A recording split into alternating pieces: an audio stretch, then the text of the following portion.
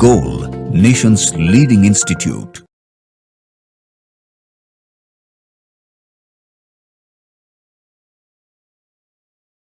Hello students, welcome to all in the solution of Spot Test 7 held on 11th of March 2026. Let's start our discussion. Now the first question is the speed time graph of a particle moving along a fixed direction is shown in figure. Obtain the distance traversed by the particle between t is equal to 6 second to t is equal to 12 second. यानी इस given duration में कितना particle distance travel किया दे रखा है speed time graph. जानते हैं speed time graph का स्लोप जो होता है वो बताता है आपको एक्सेलरेशन, और स्पीड टाइम ग्राफ का अगर एरिया पता करें तो वो आपको बता देगा डिस्टेंस. लेकिन एरिया पता करने के ड्यूरेशन में यानी इस पर्टिकुलर गिवन ड्यूरेशन में पार्टिकल का वेलोसिटी क्या होगा, तो देखिए 6 सेकंड यहाँ 12 सेकंड यहाँ, तो पहले पार्टिकल का स्पीड पता कर लेते हैं कि क्या होगा. तो मान लेते हैं ये वैल्यू है v1 और t is equal to 12 second के इसका वैल्यू मान लेते हैं यहाँ पे कितना दे रखा है आपको v2. तो ये भी जानते हैं हम लोग यहाँ पे स्लोप की बात करें तो because slope of speed time, slope को लिखते हैं कैसे हम लोग भाई tan थीटा से, यानी ये प्रोवाइड कराता है कि आपको एक्सेलरेशन बिटवीन 0 से लेकर 10 सेकंड के बीच में. चूंकि यहाँ पे स्पीड यूनिफॉर्मली इंक्रीज कर रहा है तो एक्सेलरेशन का वैल्यू यहाँ पे क्या होगा, कांस्टेंट होगा. यानी कि a का value tan theta that is y by x से पता किया, that is 40 divided by 10 is equal to 4 metre per second square.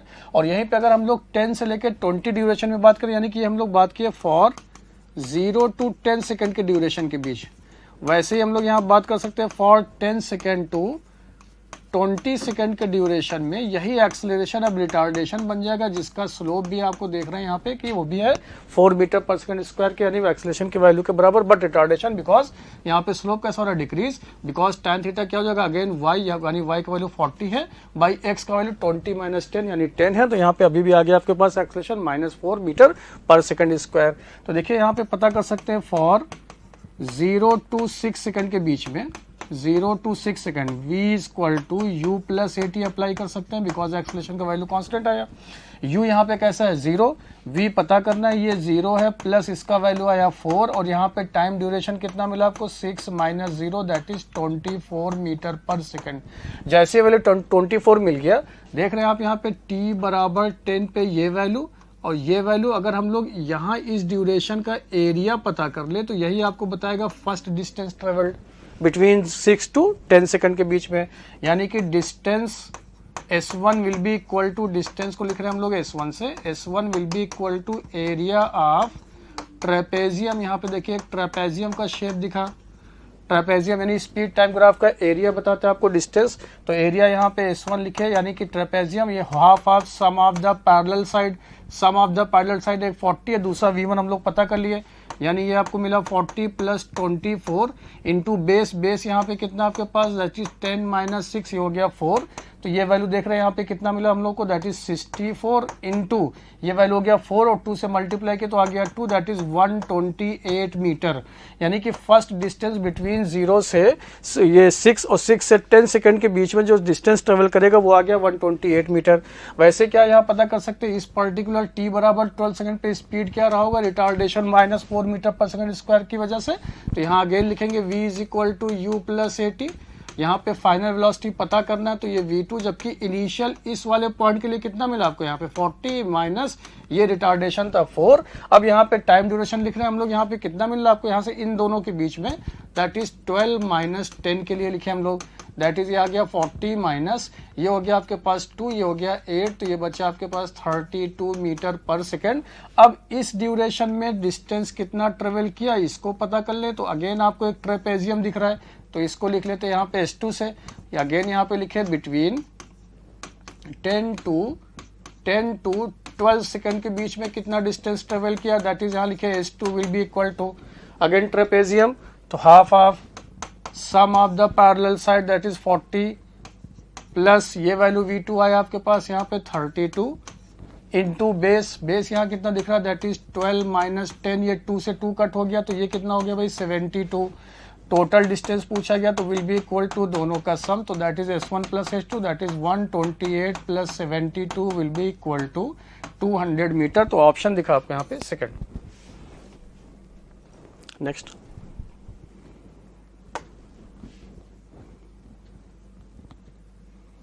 Question number 92. Rain is falling vertically with a speed of 40 meter per second. A woman rides a bicycle with a speed of 8 meter per second in the north to south direction. देखिए अगर हम लोग यहाँ paper में बात करें तो north to south direction कुछ ऐसा कंसीडर करते हैं। फर्स्ट केस में ये नॉर्थ है, ये साउथ है, ये ईस्ट है, ये वेस्ट है। अब इसी को आप रोटेट कर दीजिए, रोटेट किए तो यहाँ पे ये रिजल्ट आ गया, ये आ गया आपके पास नॉर्थ हो गया, तो ये आपके पास हो गया ईस्ट, ये हो गया आपके पास यहाँ पे, ये हो गया आपके पास, ये आ गया साउथ और ये आ गया आपके पास वेस्ट। तो यानी कि क्या बोला गया कि एक वोमन है जो नॉर्थ से साउथ की तरफ जा रही है with the speed of bicycle से with the speed of 8 metre per second. तो यहाँ पे लिख सकते हैं velocity of woman with respect to ground will be equal to vector form में, दैट इज माइनस का 8i कैप लिख लिए। और यहीं पे बोला गया कि जो वेलोसिटी ऑफ रेन है वो विद रिस्पेक्ट टू ग्राउंड है वो वर्टिकली डाउनवर्ड है बोला गया, यानी कि माइनस का 40j कैप। तो velocity of rain with respect to women क्या होगा, रिलेटिव वेलोसिटी का कॉन्सेप्ट यूज किया, तो velocity of rain with respect to women will be equal to velocity of rain with respect to ground minus velocity of women with respect to ground. ये value आपको दे रखा है minus का 40j cap, ये हो गया माइनस का, ये माइनस माइनस मिलके plus, that is 8i cap. This is the velocity of rain with respect to women. किस कोऑर्डिनेट में एक्चुअली हम लोग पहुंच गए, तो देखिए यहाँ पे i पॉजिटिव है, j नेगेटिव है, तो यानी कि हम लोग बात आपको होने लगी इस वाले कोऑर्डिनेट सिस्टम में, दैट इज फोर्थ वाले में। कैसे पता चला, क्योंकि देखिए ये वैल्यू नेगेटिव है और आई कैप का वैल्यू यहाँ पे पॉजिटिव है। वैसे भी नॉर्थ टू साउथ जा रहा था, जब इसकी वैल्यू लिखे तो यहाँ पे माइनस साइन आ रहा, तो इसका मतलब जब रिलेटिव वेलोसिटी लिखेंगे उस केस में ये बन गया पॉजिटिव, तो इसके डायरेक्शन को रिवर्स करना पड़ा। यानी कि अगर ये है velocity of women with respect to ground, this is the velocity of rain with respect to ground, तो this is the velocity of rain with respect to women. यानी कि अगर यहाँ वर्टिकल में ये अम्ब्रेला ऐसे होल्ड करे वर्टिकल से एंगल थीटा पे, तो ये भी एंगल थीटा पे, तो ये अपने आप को प्रोटेक्ट कर सकती है फ्रॉम द रेन से, जिसकी वैल्यू को यहाँ पता कर सकते हैं tan theta will be equal to perpendicular divided by base. Perpendicular आपके पास 8 और बेस आपको दे रखा है यहाँ पे 40, दैट इज ये आ गया 1/5। तो थीटा का वैल्यू आपको मिला tan इनवर्स 1/5, लेकिन किधर बन रहा है देखिए, अभी हम लोग यहाँ पे डायरेक्शन डिफाइन किए, ये साउथ दिख रहा है यहाँ पे आपको, तो किधर जाएंगे हम लोग 1/5 वर्टिकल टुवर्ड्स साउथ, यानी वर्टिकल टुवर्ड्स साउथ की तरफ, ये साउथ है। तो ऑप्शन आपको दिखा यहाँ पे first. Next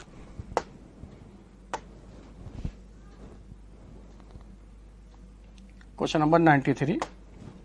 A trolley of mass 600 kg moves with a uniform speed of 72 km per hour on a frictionless track.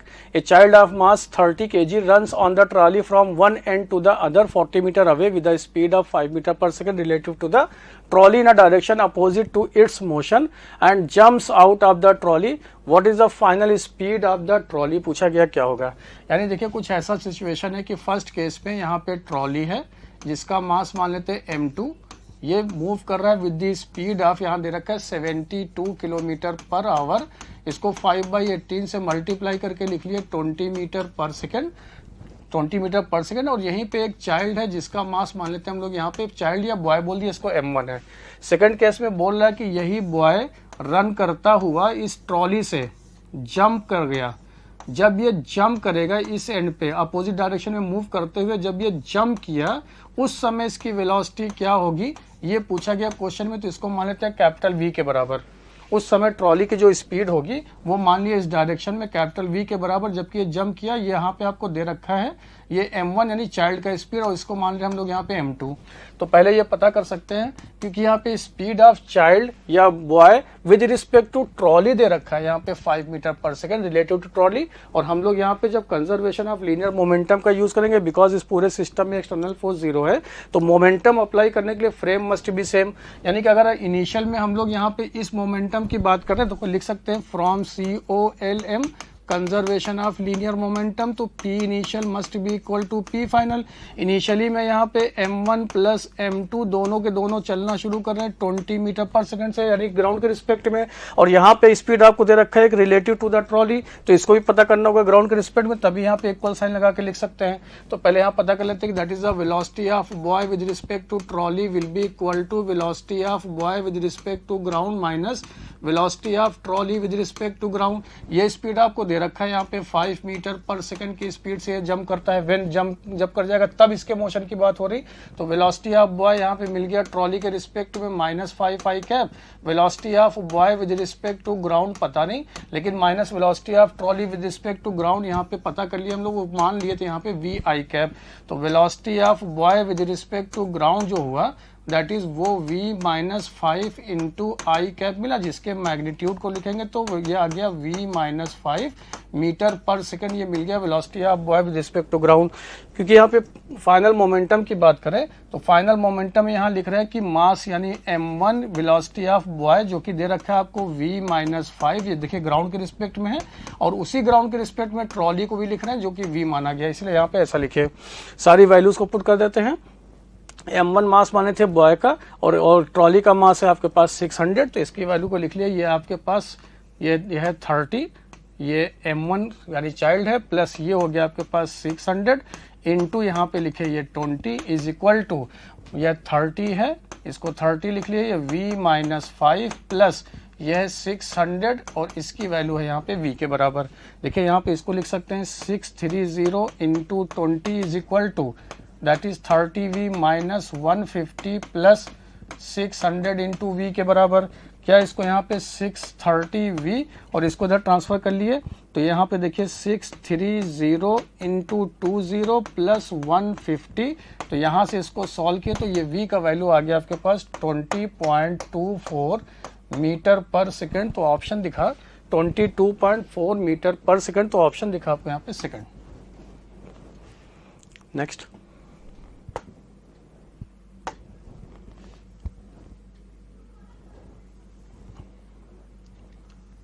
Question number 94. A bullet of mass 40 gram and speed 750 meter per second is fired into a door and gets embedded exactly at the center of the door. The door is 1.2 meter wide and weight 18 kg. It is hinged at one end and rotates about a vertical axis practically without friction. Find the angular speed of the door just after the bullet embeds into it. यानी कुछ situation ऐसा बोला गया कि अगर ये आपके पास एक डोर है मान लेते हैं, जो इसके एक एंड से ऐसे यहाँ पे ये हिंज है, ये यहाँ पे ऐसे हिंज दिया गया है, ऐसे एक बुलेट है, बुलेट जिसका मास मान लेते हैं m1 है, ये स्पीड ऑफ बुलेट इसको v1 मान लेते हैं, ये बुलेट है, जस्ट इसके सेंटर पे आके यहाँ पे एम्बेडेड हो गया, जस्ट सेंटर पे, this is the centre of मास। मान लेते हैं इसका टोटल थिकनेस b है, उसकी वैल्यू फिर पुट कर देंगे और ये आपके पास आ गया b/2, ये हो जाएगा b/2, जस्ट सेंटर से इसके यहाँ पे डिस्टेंस लिख लेंगे तो ये आ जाएगा आपके पास b/2 के बराबर। तो ये यहाँ से इसको देखो फिर से लिख लेते हैं एक बार सही से, ये आ जाएगा आपके पास b/2 सेंटर से इसका यहाँ पे डिस्टेंस, दैट इज ये लिख लिए b/2। तो यहाँ पे अब ये इस हिंज पॉइंट के अबाउट अब ये रोटेट कर जाएगा जिस ओमेगा से, वही आपसे ओमेगा पूछा गया कि क्या होगा।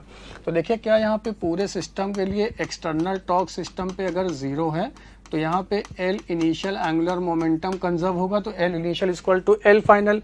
इनिशियली आपके पास यहाँ पे मास ऑफ द बुलेट दे रखा है m1, इसके मास को यहाँ पे m2 मान लेते हैं, ये यहाँ पे डोर का मास m2 है, तो यहाँ पे m1 लिखे, स्पीड है इसके पास v1 इंटू कितनी दूरी पर आकर टकराएगा, तो जस्ट सेंटर पे बोला गया, तो सेंटर से इसका जो डिस्टेंस होगा वो कितना मिलेगा आपको, दैट इज b/2 के बराबर, will be equal to I omega.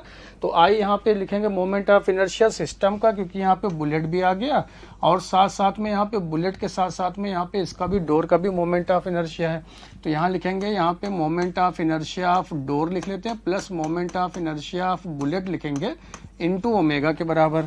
फिर से लिख लिया इसको m1 into v1 into b/2 will be equal to, यहाँ moment of inertia of door about hinge point, क्योंकि वहाँ पे कॉर्नर पे इसके जो हिंज है वो कहाँ पे दे रखा है, practically with vertical axis, practically without, ये हिंज एट वन एंड दे रखा है। जब भी वन एंड पे होता है तो कंसीडर करते हैं अगर इसका मास m है तो mb² डिवाइडेड बाई 3 प्लस, और मास ऑफ द बुलेट को हम लोग m1 माने जबकि इसको m2 माने थे, तो m2 लिख ले रहे हैं, m1 इंटू इसका perpendicular distance from hinge point से कितना मिलेगा, दैट इज b/2 का whole square, because i equal to mr² होता है, और इंटू यहाँ से लिखे omega.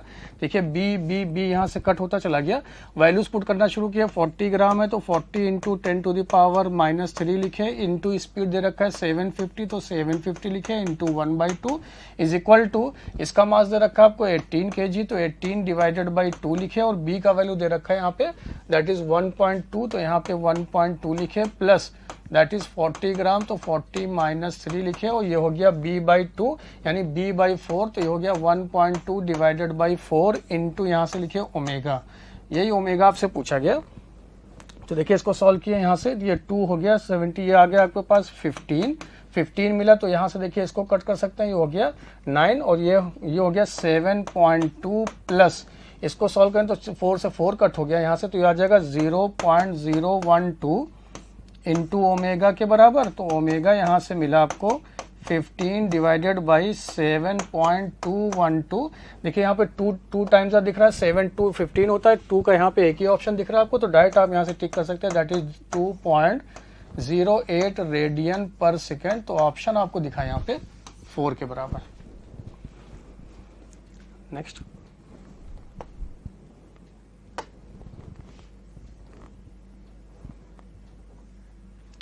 Question number 95। A rocket is fired vertically with a speed of 6 km per second from the Earth's surface. How far from the Earth center does a rocket go before returning to Earth? जबकि सारी values यहाँ पे आपको दे रखा है कि मास की वैल्यूज क्या होगा, ये सब यहाँ पे दे रखा है आपको। तो देखिए यहाँ पे क्या बोला गया, रॉकेट है जिसको फायर किया गया, देखिए 6 किलोमीटर पर सेकेंड है, इट मीन्स यहाँ पे जो प्रोजेक्ट की हुई स्पीड है वो स्पीड लेस देन है स्केप वेलोसिटी से, बिकॉज स्केप का वैल्यू फॉर अर्थ सरफेस के लिए 11.2 किलोमीटर पर second.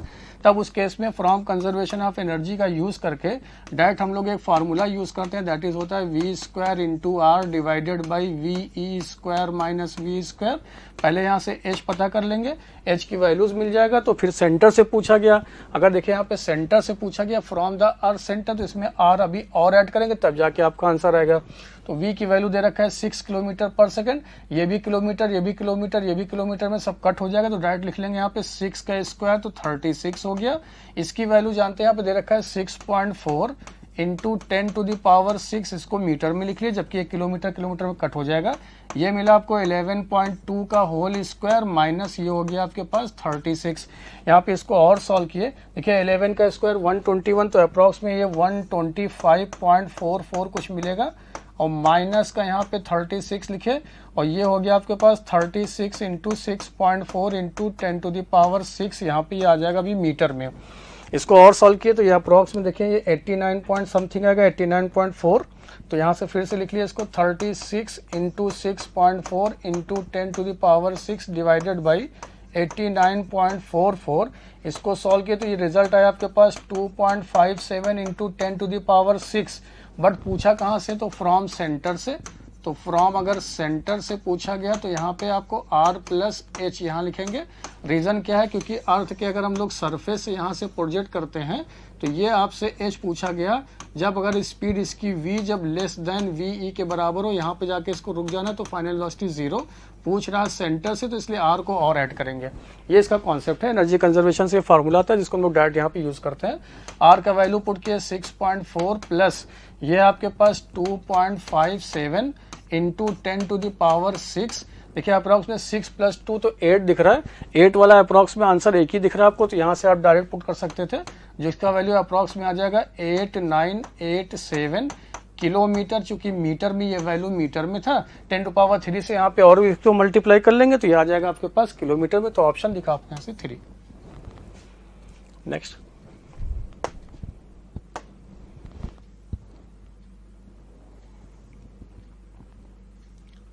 Question number 96. A parallel plate capacitor is to be designed with a voltage rating 2 kilovolt using a material of dielectric constant 5 and dielectric strength about 3 into the power 7 volt per meter. For safety, we should like the field never to exceed say 50% of the dielectric strength. What minimum area of the plates is required to have a capacitance of 60 picofarad? देखिए यहाँ पे जो dielectric material है उसको ये assume करेंगे कि इसमें कम्प्लीटली फिल्ड किया गया, क्योंकि अगर पार्शली फिल्ड होता तो उसके बारे में इंफॉर्मेशन आपको क्वेश्चन में मिलता कि कितनी यहाँ पे थिकनेस पे ये फिल्ड किया गया। और जानते हैं जब डाइलेक्ट्रिक कांस्टेंट को फिल्ड करते हैं कम्प्लीटली, अगर इसका डिस्टेंस d है तो c का वैल्यू हो जाता है k times of epsilon not a divided by d। Question में पूछा गया हम लोगों से ए, सी का वैल्यू दे रखा है, के पता है, एप्सिलॉन नॉट जानते हैं, अभी डी नहीं जानते। उसी डी की वैल्यू को पता करने के लिए देखिए उसने इन्फॉर्मेशन दिया आपको कि यहाँ पे जो वोल्टेज रेटिंग है वो है 2 किलो वोल्ट के बराबर, जिसको आप लिख सकते हैं 2 × 10⁻³ वोल्ट के बराबर, दिस इज द वोल्टेज। और यहाँ पे इन्फॉर्मेशन दे रखा है डाइलेक्ट्रिक स्ट्रेंथ। डाइलेक्ट्रिक स्ट्रेंथ जानते हैं कि किसी भी इंसुलेटिंग मटेरियल की वो मैक्सिमम इलेक्ट्रिक फील्ड की प्रॉपर्टी, यानी वो मैक्सिमम इलेक्ट्रिक फील्ड का वैल्यू जहां तक ये इंसुलेटिंग ये मटेरियल अपनी डाइलेक्ट्रिक स्ट्रेंथ को ब्रेक डाउन ना कर पाए, यानी कि कंडक्टर ना बन पाए, वहां तक की वैल्यू को बोलते हैं हम लोग डाइलेक्ट्रिक स्ट्रेंथ, जिसको मेजर करते हैं वोल्ट पर मीटर में। और जानते हैं वोल्ट पर मीटर एक्चुअल में इलेक्ट्रिक फील्ड का ही वैल्यू है। तो electric field will be equal to, इधर रखा है 15%, इसका देखिए ओनली एफिशिएंट है, तो that is 15% of 3 × 10⁻7 volt per metre. इसको और सॉल्व किए तो ये आ गया आपके पास 45, क्योंकि 20 यहाँ से कट हो जाएगा, इंटू 10⁵ ये आ गया इलेक्ट्रिक फील्ड, जिसका यूनिट है वोल्ट पर मीटर। और जानते हैं इलेक्ट्रिक फील्ड को लिख सकते हैं E = V/D, इसीलिए यहाँ पे इंफॉर्मेशन दे रखा था वोल्टेज रेटिंग है, ताकि आप D पता कर सके, जिसका वैल्यू है V/E। और V का वैल्यू यहाँ पे 2 × 10⁻³ मिला, डिवाइडेड बाई ये हो गया 45 इंटू 10⁻, ये वैल्यू है आपके पास 5 के बराबर। तो यहाँ पे ये वैल्यूज आपको डी मिल गया। इसको अगर आप और सॉल्व करें तो ये देखिए रिजल्ट आ गया आपके पास 2 / 45 लिख लेंगे इंटू 10⁻²। फिर यहाँ पे वैल्यूज में पुट कर देते हैं, तो that is C = K times of epsilon not A divided by D। तो यहाँ से क्या C का वैल्यू दे रखा है 60 पिकोफैरेड, तो 10⁻12। K का वैल्यू आपको दे रखा है क्वेश्चन में, दैट इज 5, तो 5 लिखे। एप्सिलॉन का वैल्यू जानते हैं 8.85 इंटू 10⁻12। एरिया पूछा गया और D का यहाँ पे वैल्यू दे रखा है 2 डिवाइडेड बाई 45 इंटू 10⁻² के बराबर। तो ये इससे कट हो गया यहाँ पे वैल्यूज। बस यहाँ से इसको सॉल्व किए तो A का जो वैल्यू आएगा वो आएगा 6 सेंटीमीटर स्क्वायर के बराबर। तो ऑप्शन दिखा आपको यहाँ पे फर्स्ट। Next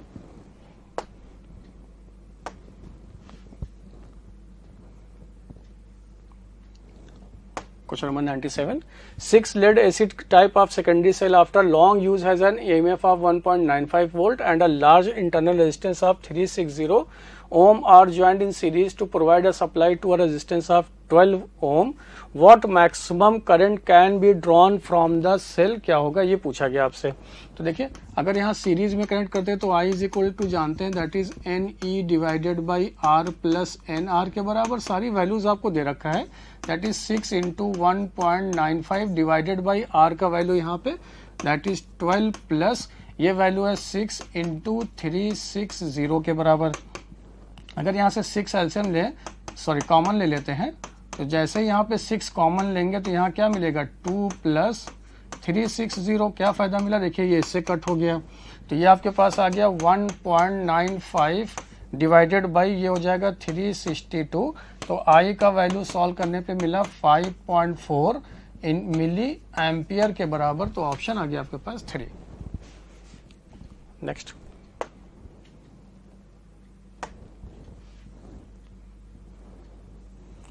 Question number 98.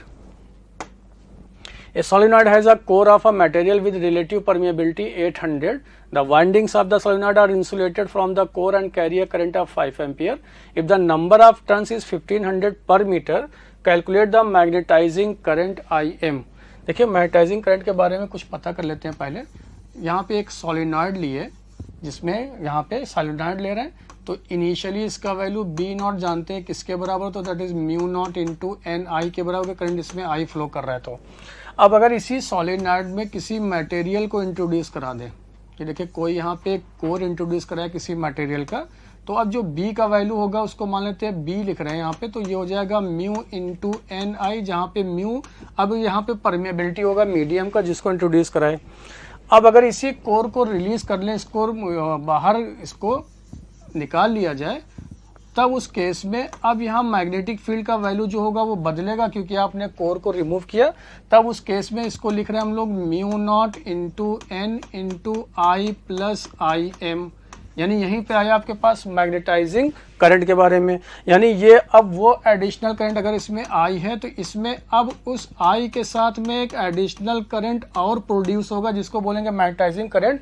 ये वो करंट है जो रिक्वायर्ड, जो कि यानी सेम मैग्नेटिक फील्ड प्रोवाइड कराए जब वाइंडिंग्स के बीच में, जब इस सोलेनॉइड के बीच में कोर मौजूद था, कोर के प्रेजेंस में जो मैग्नेटिक फील्ड था, अब कोर के ना होने पे उसी सोलेनॉइड के वाइंडिंग से पास होने, सोलेनॉइड के across same magnetic field produce करने के लिए एडिशनल करंट की जरूरत पड़ती है, उसी को बोलते हैं हम लोग मैग्नेटाइजिंग करंट। यानी कि यहाँ पे जो अभी कॉन्सेप्ट बोला गया कि जब कोर था तो मैग्नेटिक फील्ड, अब कोर को रिमूव कर दिया गया तो उस समय का मैग्नेटिक फील्ड सेम करने के लिए additional current that pass through the solenoid, वही कहलाता है आपका मैग्नेटाइजिंग करंट। तो देखिए दोनों की वैल्यूज को पुट किए, ये आ गया आपके पास mu N I will be equal to that is mu naught N into I plus I M के बराबर। और जानते हैं म्यू को लिख सकते हैं mu naught into mu R relative permeability के टर्म में equal to mu naught N, और ये हो गया I plus I M that is mu naught N, mu naught N cut हो गया। तो यहाँ से देखिए mu R minus 1 into I is equal to क्या, डायरेक्ट अब आई एम लिख लेते हैं। तो देखिए म्यू आर दे रखा है आपको relative permeability that is 800 minus 1, और करंट का वैल्यू दे रखा है यहाँ पे क्वेश्चन में 5 इक्वल टू आई एम। तो यहाँ से मैग्नेटाइजिंग करंट आपको मिला दैट इज 3995 एम्पियर। तो ऑप्शन आ गया आपके पास यहाँ पे 4। नेक्स्ट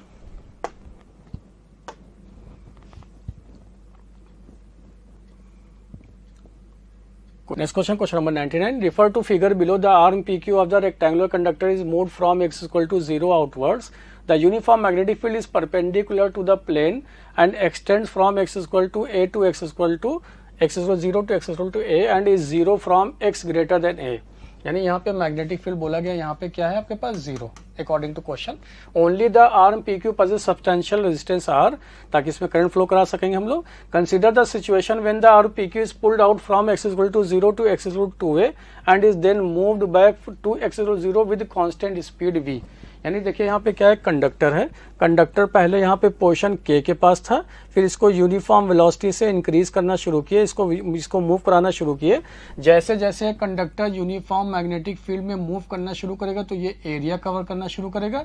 अगर एरिया कवर करना शुरू किया तो इसके अबाउट मिलना शुरू हो जाएगा फ्लक्स, बिकॉज फ्लक्स होता है B इंटू ए। तभी देखिए यहाँ सिचुएशन दे रखा K से L, फिर L से M, फिर M से L, फिर L से K, मतलब यहाँ से K से ऐसे गए, फिर M गए, फिर रिवर्स वापस है, फिर यहाँ गए। लेकिन फर्स्ट केस में जब ये K के पास था एट K, तब वहाँ पे फ्लक्स क्या था 0, किसके पास कुछ एरिया नहीं था। लेकिन जैसे ही ये पहुँचा L के पास में तो फ्लक्स उसके पास आ जाएगा B इंटू ए, और एरिया की बात करें तो B इंटू ए, जहाँ डिस्टेंस ट्रेवल करने के बाद में लेंथ इंटू x का वैल्यू यहाँ पे आ जाएगा a के बराबर, जबकि x यहाँ बदलता हुआ वैल्यू है 0 से a के बीच में, इसलिए आप एलिमेंटल की बात कर सकते हैं। तो फ्लक्स यहाँ पे आ गया। जैसे हम लोग L के बियॉन्ड मूव करें, यहाँ पे B 0 है, लेकिन फ्लक्स क्या हो जाएगा यहाँ पे कांस्टेंट, क्योंकि अब यहाँ पे चेंज नहीं हो रहा। क्यों नहीं चेंज हो रहा? क्योंकि यूनिफॉर्म वेलोसिटीज मूव तो कर रहा है, लेकिन यहाँ पे B नहीं है, यानी कि एरिया यहाँ पे नहीं बदल रहा। तो फर्स्ट केस में जब ये 0 था तो यहाँ 0, फिर इनिशियली क्या हुआ, ये इंक्रीज करना शुरू किया, तो ये करेक्ट है। जैसे हम लोग K से L गए, इंक्रीज किया, L से M के बीच में मैग्नेटिक फील्ड नहीं है तो फ्लक्स क्या हो गया, कांस्टेंट। अगेन यहाँ पे मैग्नेटिक फील्ड का वैल्यू नहीं, तो जो भी यहाँ पे फ्लक्स होगा इसके अक्रॉस वो कांस्टेंट हो जाएगा। फिर जैसे ही वापस आ रहे हैं M से L तो कांस्टेंट, फिर L से जा रहे हैं K की तरफ। अगर L से K की तरफ जा रहे हैं फ्रॉम L टू K, बता सकते हैं एरिया अब यहाँ पे क्या होगा, कवर्ड बाय दिस, वो डिक्रीज करेगा तो फ्लक्स भी क्या होगा, वो भी डिक्रीज करेगा, इसलिए फ्लक्स डिक्रीज किया। तो ये करेक्ट दिख रहा हम लोगों को। फिर आगे बढ़े, यहाँ पे सेकंड वाले ग्राफ के लिए दे रखा है यहाँ पे BLV यानी मोशनल EMF की बात किया। तो जानते हैं हम लोग जो इंड्यूस्ड EMF होगा इसके टर्मिनल के अक्रॉस में, उसको लिखेंगे माइनस d∅dt। नेगेटिव साइन जानते हैं with the help of Lenz law. Lenz law हमेशा अपोज करता है, यानी कि जिसकी वजह से प्रोड्यूस हो रहा है फ्लक्स, जिसकी वैल्यू को हम लोग यहाँ पे लिख रहे हैं B into L into V के बराबर, बिकॉज x के फंक्शन में जब d∅dt को यहाँ पे लिखेंगे तो B इंटू L कॉन्स्टेंट है, लेकिन a बदलता हुआ तो dx/dt यानी वेलोसिटी आ जाएगा। और ये जानते हैं इमोशनल EMF में BLV ये तभी पॉसिबल होगा जब तीनों म्यूचुअली परपेंडिकुलर हो।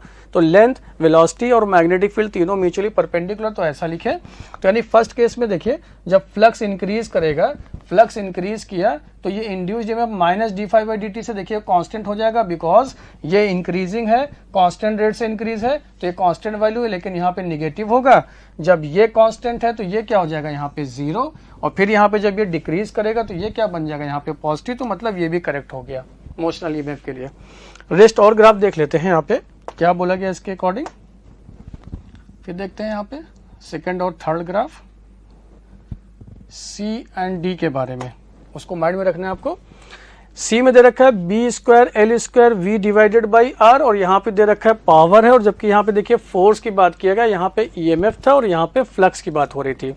अगर फोर्स की बात करें तो देखिए इस कंडक्टर के अबाउट अगर ये कंडक्टर पी क्यू है, that is the P into Q, magnetic field इसमें डॉट है आउटवर्ड टू द प्लेन, तो यहाँ पे magnetic field outward to the plane है। अगर आपके पास ये मैग्नेटिक फील्ड ये मोशन में ऐसे है, ये इस डायरेक्शन में मूव कर रहा है वेलोसिटी v से, तो पता करेंगे कि इसमें पोलैरिटी p का या q का, किसका पोलैरिटी यहाँ पे पॉजिटिव होगा, किसका पोलैरिटी निगेटिव होगा, ताकि इसमें करंट फ्लो करा सके, क्योंकि इसका रेजिस्टेंस दे रखा है। तो जानते हैं force F equal to Q V cross B, लेकिन मैग्नेटिक फील्ड आउटवर्ड है तो ऐसे लिखेंगे, तो V क्रॉस बी थंब आया डाउनवर्ड डायरेक्शन में, मतलब ये वाला टर्मिनल होगा पॉजिटिव और ये वाला टर्मिनल क्या हो जाएगा नेगेटिव। कैसे पता किया, F equal to Q V cross B से। जैसे ये पॉजिटिव निगेटिव पता किए तो जानते हैं अब यहाँ पे करंट कैसे फ्लो करेगा, तो करंट का डायरेक्शन कुछ ऐसा होगा। करंट अगर इसमें ऐसे फ्लो किया, करंट अगर ऐसा है तो अब फोर्स की बात आई तो F equal to I L cross B होगा। अगर I ऐसे है, बी मैग्नेटिक फील्ड ऐसा है, देखिए करंट ऐसे है, मैग्नेटिक फील्ड आउटवर्ड है, तो आई एल क्रॉस बी, तो थंब इधर गया, यानी कि एक फोर्स इस पे प्रोड्यूस होगा ड्यू टू मैग्नेटिक फील्ड की वजह से, उसको लिख रहे हैं हम लोग Fm, जो इधर डायरेक्शन में है। अगर कांस्टेंट वेलोसिटी से मूव कराना है तो उतना ही इसके ऊपर एक्सटर्नल फोर्स अप्लाई करेंगे ताकि इसके पास वेलोसिटी मेंटेन रहे, एक्सेलरेशन ना आने पाए। इन दोनों का जो वैल्यूज होगा वो रिमेन सेम मैग्नीट्यूड वाइज में, बट डायरेक्शन यहाँ पे अपोजिट है, लेकिन मैग्नीट्यूड वाइज दोनों का यहाँ पे value remain same, that is will be equal to I into B into L, और आई को लिख सकते हैं E divided by small r into B into L, that is ये हो जाएगा B square L square V divided by small r, वही यहाँ पे लिखो B square L square V divided by R. तो देखिए यहाँ पे पोलैरिटी यहाँ पे चेंज दिख रहा है, यानी कि जैसे जैसे यहाँ फ्लक्स इंक्रीज करेगा, यानी कि यहाँ पे जो मोशनल ईएमएफ आया उसको हम लोग देख रहे थे निगेटिव वजह से, जो फोर्स भी एक्ट होगा इसमें वो अपोजिट डायरेक्शन में। अगर मोशन इधर हो रहा है तो फोर्स उसके अपोजिट डायरेक्शन में है, तो यानी कि यहाँ पे ये भी ग्राफ करेक्ट हो गया। जब ये कांस्टेंट है तो ये हो जाएगा 0, और फिर जब ये निगेटिव हुआ तो ये हो गया यहाँ पे पॉजिटिव, यानी कि इसमें बात किया गया मैग्नेटिक फोर्स को लेके, तो ऐसा लिखे, यानी सी भी करेक्ट है। सपोज अगर एक्सटर्नल फोर्स से बात करता है तो यही वाला क्या हो जाता है, ये पॉजिटिव हो जाता है, ये 0, तब ये निगेटिव आ जाता है, क्योंकि ये एक्सटर्नल फोर्स में दोनों का डायरेक्शन अपोजिट है। फिर बात है यहाँ पे पावर के बारे में, तो पावर जानते हैं क्या होता है भाई, power is equal to force into velocity, that is ये हो जाएगा B square L square V square divided by R. Power एक स्केलर क्वांटिटी है, इसको यहाँ पे पावर अगर स्केलर क्वांटिटी है तो इसके डायरेक्शन से मतलब नहीं, तो यहाँ पे अगर फर्स्ट केस में फोर्स अप्लाई कर रहे हैं, फोर्स अगर अवेलेबल है तो पावर रिमेन सेम, ये फर्स्ट है, यहाँ पे फोर्स नहीं तो ये भी क्या हो जाएगा 0, यहाँ फोर्स है तो पावर रिमेन सेम, तो ये भी हो गया करेक्ट, यानी all the graphs are correct. तो A B C D is the option, तो ऑप्शन दिखा आपको यहाँ पे 4। Next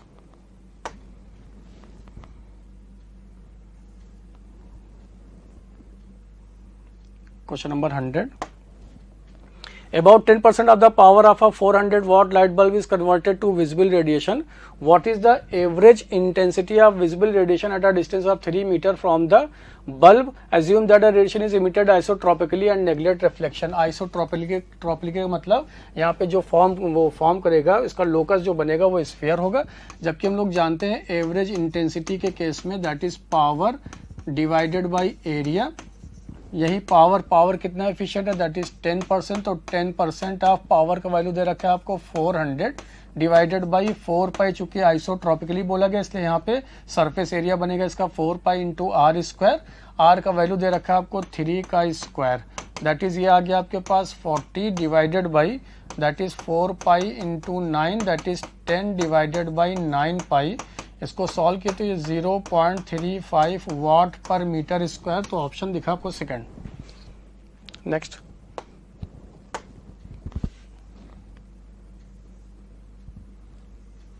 question number 101। The least count of the main scale of screw gauge. Remember, main scale of screw gauge is 2 mm. तो actual में यहाँ पे लीस्ट काउंट तो शब्द बोला गया, लेकिन उससे पहले यहाँ पे आ गया मेन स्केल। इसी को हम लोग बोलते हैं एक्चुअल में पिच। पिच होता क्या है स्क्रू गेज में, कितना डिस्टेंस ट्रेवल किया, distance travelled on main scale divided by number of rotation, यानी एक रोटेशन पूरा करने पर मेन स्केल में कितना डिस्टेंस ट्रेवल किया, यही कहलाता है पिच। जो कि यहाँ क्वेश्चन में मेंशन किया गया वो दे रखा है आपको 2 mm के बराबर, क्योंकि यहाँ पे मेन स्केल का शब्द आ गया।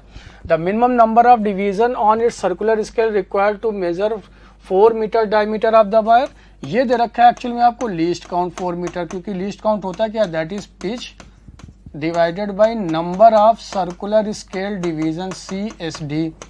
तो यहाँ पे number of circular scale division CSD will be equal to pitch divided by least count लिख लिए। पिच का वैल्यू है 2 mm, 2 × 10⁻³ लिखे, और ये वैल्यू दे रखा है आपको 4 माइक्रोमीटर, तो इसको 4 × 10⁻⁻6 लिखे।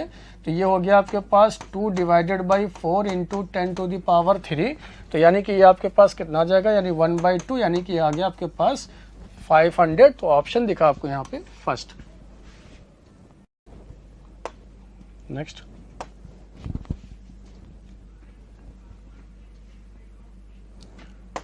Question number 102, given below assertion and reason the binding energy per nucleon is practically independent of the atomic number for nuclei of mass number in the range 30 to 170। यहाँ पे अगर दे रखा है एटॉमिक मास, तो उसके according binding energy per nucleon बोला गया यहाँ पे इंडिपेंडेंट होता है। एक डेटा की बात करें तो यहाँ पे बाइंडिंग एनर्जी पर न्यूक्लियन अगर यहाँ पे मास नंबर का वैल्यू 30 और 170 के बीच में है, तो इसका वैल्यू अप्रॉक्स में 8.5 मेगा इलेक्ट्रॉन वोल्ट के बराबर। और अगर आपको एक कर्व याद हो यहाँ पे, तो आयरन जो होता है 56 वो मोस्ट स्टेबल देखने को मिलता है। जैसे जैसे हम लोग एटॉमिक मास को बढ़ाना शुरू करते हैं, यूरेनियम तरफ चलते हैं, तो रेडियो एक्टिविटी का प्रोसेस यानी कि इसकी स्टेबिलिटी क्या होती है, डिक्रीज करना शुरू करता है। तो यहाँ पे असर्शन तो करेक्ट दिख रहा है, लेकिन इसका रीजन भी क्या है कि because nuclear force is short range force. Actual में यही इसका रीजन है, क्योंकि ये शॉर्ट रेंज फोर्स और स्ट्रॉन्ग फोर्स होता है जो बाइंड करके रखता है न्यूक्लियंस को। तो रीजन भी यहाँ पे करेक्ट है, तो बोथ असर्शन रीजन ट्रू है, रीजन द करेक्ट एक्सप्लेनेशन। तो ऑप्शन दिखा आपको यहाँ पे 3। Next 103, question number 103, a light unstable string passing over a 2 smooth light pulley connects 2 blocks of masses m1 and m2. If the acceleration of the system is g/6, then the ratio of the masses m2 m1 क्या हो जाएगा। जबकि यहाँ पे देखिए एक पुली बताया गया, एक पुली ले लिए और इसका मास m2 जो है वो ज़्यादा है मास m1 से, तो इसके मास को यहाँ पे m2 और m1 लिख लिए। तो जानते हैं यहाँ पे इस सिस्टम का जो एक्सेलरेशन होता है वो लिखते कैसे, फार्मूला ही यूज़ कर लेते हैं, m2 - m1 divided by m2 + m1 × g, क्योंकि ये एक एडवर्ड मशीन बना। ये वैल्यू आपको क्वेश्चन में दे रखा है g/6 के बराबर is equal to g times of m2 - m1 divided by m2 + m1 के बराबर। तो ये g कट हो गया, तो इसको यहाँ से लिखे 1/6 इक्वल टू m2/m1 की वैल्यू पूछा गया, तो यहाँ से m1 कॉमन ले लेते हैं। तो ये रिजल्ट आ गया आपके पास m2/m1 - 1 डिवाइडेड बाई m2/m1 + 1, और कॉमन यहाँ पे ले लिए हम लोग m1, तो m1 कट हो गया। इसकी वैल्यू को x मान लेते हैं, ताकि यहाँ पे फिर बाद में लिख देंगे that is x - 1 divided by x + 1, और ये वैल्यू आ गया आपके पास 1/6 के बराबर। क्रॉस मल्टीप्लाई के लिए 6x - 6 equal to x + 1 that is 5x equal to 7, तो x का वैल्यू आ गया 7/5, और इसी x को हम लोग माने थे दैट इज m2/m1। तो ऑप्शन दिखा आपको यहाँ पे फर्स्ट। नेक्स्ट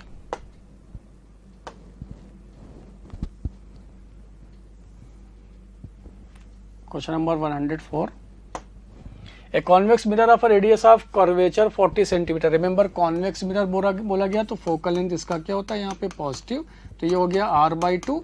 ये वैल्यू दे रखा है 40 divided by 2 that is 20 centimetre focal length of the convex lens, and image that is 1/4 of size of the object, यानी कि जो ट्रांसवर्स मैग्निफिकेशन है वो 1/4 दे रखा है।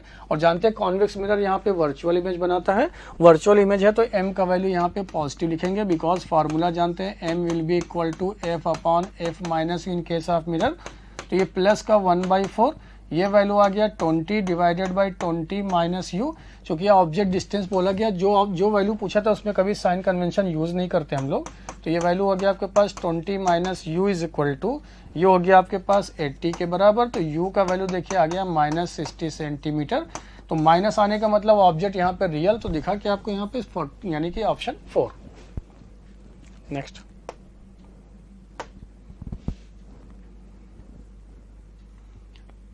Question number 105, if energy, length and time are taken as a fundamental quantities, then what will be the dimension of density। देखिए जानते हैं इसको कैसे लिख सकते हैं भाई, डेंसिटी जो होगा वो प्रोपोर्शनल होगा एनर्जी की पावर ए, लेंथ की पावर बी एंड टाइम की पावर सी के प्रोपोर्शनलिटी साइन को हटाए और दोनों का यहाँ पे डायमेंशन लिख लेते हैं। तो यहाँ एम के, यहाँ मास डेंसिटी होता है मास बाई वॉल्यूम। तो देखिए इसको फिर से लिख ले रहे हैं मास बाई वॉल्यूम। तो ये मिलेगा आपको एम एल की पावर -3 इंटू टी की power 0 is equal to energy है तो ml स्क्वायर टी -2 की पावर a, लेंथ है तो l की पावर b, टाइम है तो t की पावर c, दैट इज ये मिला ml -3 t0। बस कंपेयर कर लेंगे इसको, m की पावर a, l की power 2a plus b, t की power -2a plus c। Compare किए यहाँ पे तो a का वैल्यू तो 1 आ गया, मास को मास से कंपेयर किए। अब देखिए यहाँ से मिला आपको 2a प्लस b का वैल्यू है -3, ये हो गया 2 into 1 plus b equal to -3।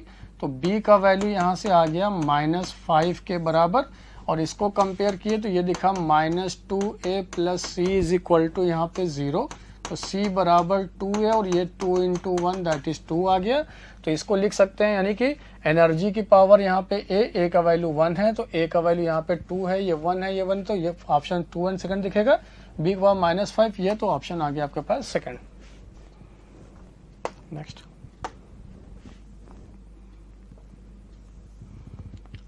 Question 106, the logic operation perform by the given digital circuit is equivalent to. देखिए यहाँ पे एक और है तो इसका वैल्यू जो होगा वो a प्लस बी के बराबर, ये है आपके पास a इंटू बी के बराबर, ये है नैंड गेट, नैंड है, फिर यहाँ पे एक नॉट गेट यूज़ किया गया। तो y का जो वैल्यू हो जाएगा, देखिए उसको कैसे लिख रहे हैं, तो y will be equal to, NAND gate है तो पहले इसके लिए जो इनपुट होगा a प्लस बी और a इंटू बी का बार, और एक और नॉट गेट है तो इससे पास होगा तो डबल बार, और जब भी सिग्नल में डबल बार होता है तो जानते हैं वो रिमेन सेम होता है। तो इसको ऐसे भी लिख सकते हैं a इंटू बी। अब मल्टीप्लाई कर लेते हैं इसको इसके साथ में, तो a b दिखा, फिर इसके साथ मल्टीप्लाई किए तो a b हो गया। तो a इंटू ए बी को लिख सकते हैं आप a b, plus a b b को लिख सकते हैं ए बी, और a b plus a b को फिर से लिख सकते हैं आप ए बी, और ये y equal to a b मतलब एंड गेट, तो ऑप्शन दिखा आपको यहाँ पे 3। नेक्स्ट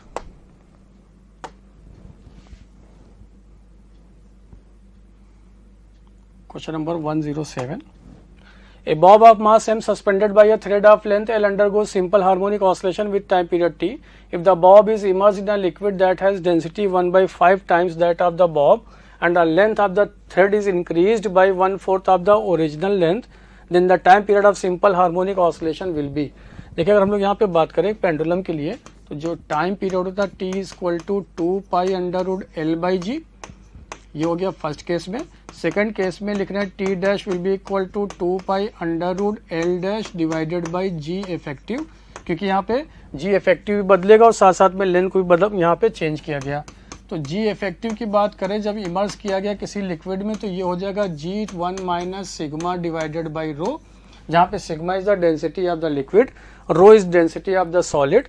ये बोला गया कि यहाँ पे जो G1 माइनस इसका वैल्यू वो 1/5 है, 1/5 of density of the solid के, जिसको 1/5 तो लिख सकते हैं 4/5 ऑफ G के बराबर G इफेक्टिव आ गया आपके पास। और L डैश का वैल्यू बोला गया इसको इंक्रीज किया गया बाई यानी L/4 से, तो ये वैल्यू हो गया 5/4 ऑफ L के। तो T डैश का वैल्यू जो मिला आपको दैट इज 2π√, L डैश का वैल्यू हो गया that is 5/4 into L divided by ये वैल्यू आ गया 4/5 ऑफ G। तो ये दिखा आपको 5/4 इंटू टी के बराबर क्योंकि 2 pi under root L by G यहाँ पे इनिशियल वैल्यू टी है, तो ऑप्शन दिखा आपको यहाँ पे first. Next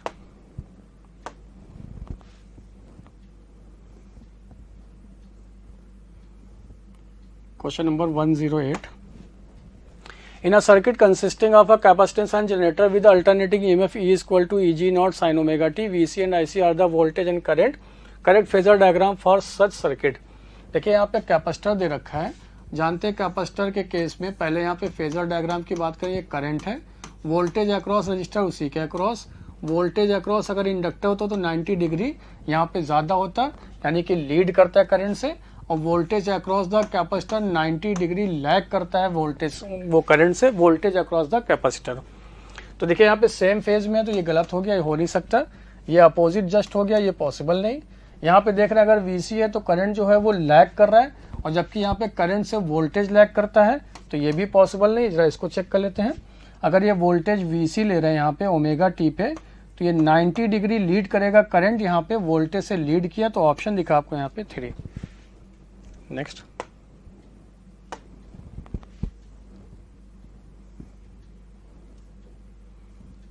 question number 109। The root mean square speed of a smoke particle of mass 5.52 into 10 to the power minus 19 kg in their Brownian motion in air at 27 degree Celsius is approximately।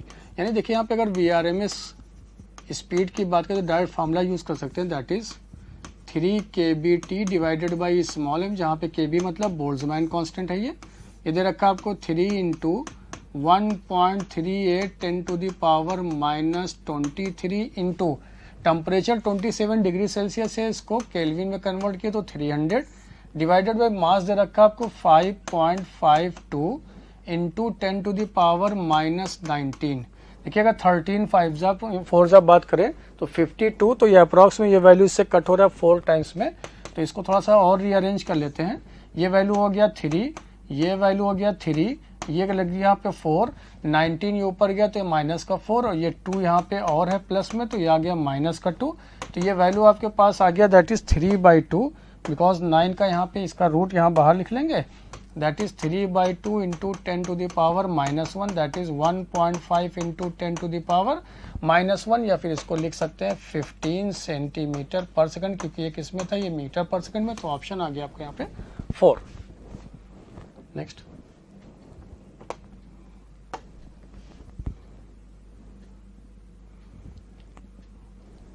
Question number 110। 3 charges Q/4 Q and Q/4 are placed at the corners ABC and C of a square A of side A as shown in figure.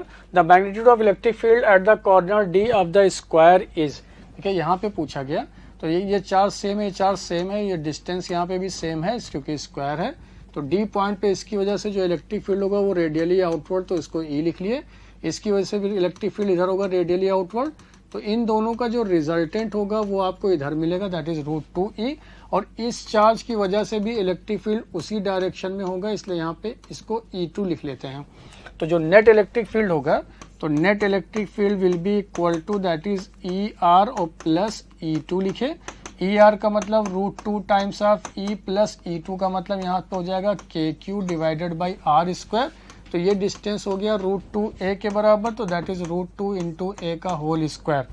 ये values put किया √2, ये दिखा आपको K into Q/4 divided by A², और plus ये आ गया KQ divided by 2A², तो यहाँ से कॉमन ले लेते हैं, KQ डिवाइडेड बाई A² ले लिए कॉमन, तो यहाँ पे बचा क्या आपके पास 1/2, और प्लस ये आ गया √2 डिवाइडेड बाई 4 के बराबर।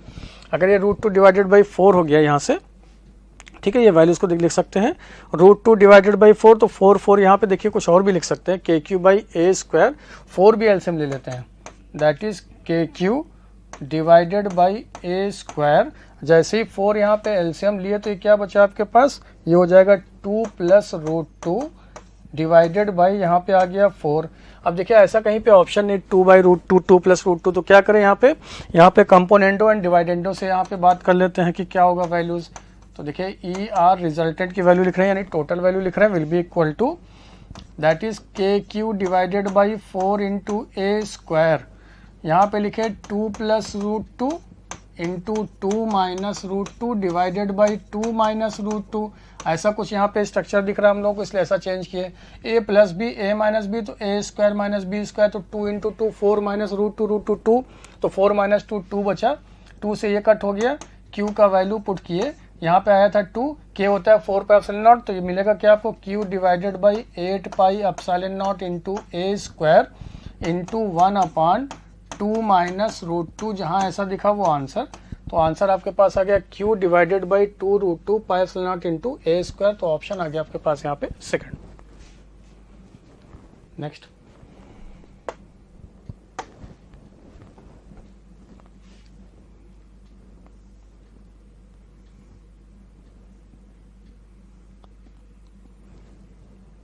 question number 111. Match the list. A force that restore an elastic body of a unit area to its original state.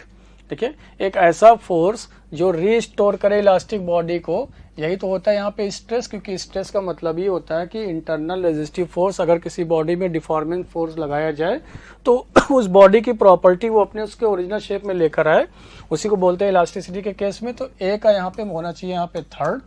आगे बढ़ते हैं, 2 equal and opposite forces parallel to opposite forces. Parallel की बात करें तो इसी को टेंजेंशियल भी बोलते हैं। अगर फोर्स टेंजेंशियल अप्लाई किया जाए तो यही कहलाता है आपका शेयर मॉडुलस, क्योंकि ये होता है क्या, tangential force per unit area का, that is called the shear modulus. और यहाँ पे forces perpendicular to everywhere to the surface per unit area. Per unit area का मतलब, सपोज यहाँ पे ये प्रेशर की बात करें, बिकॉज फोर्स जो होता है force upon area, that is called pressure, ये इसके शेप को बदलता है यहाँ पे, सॉरी शेप को सेम रखता है, वॉल्यूम को यहाँ पे चेंज करता है, that is called bulk modulus. तो ये आपका हो गया बल्क।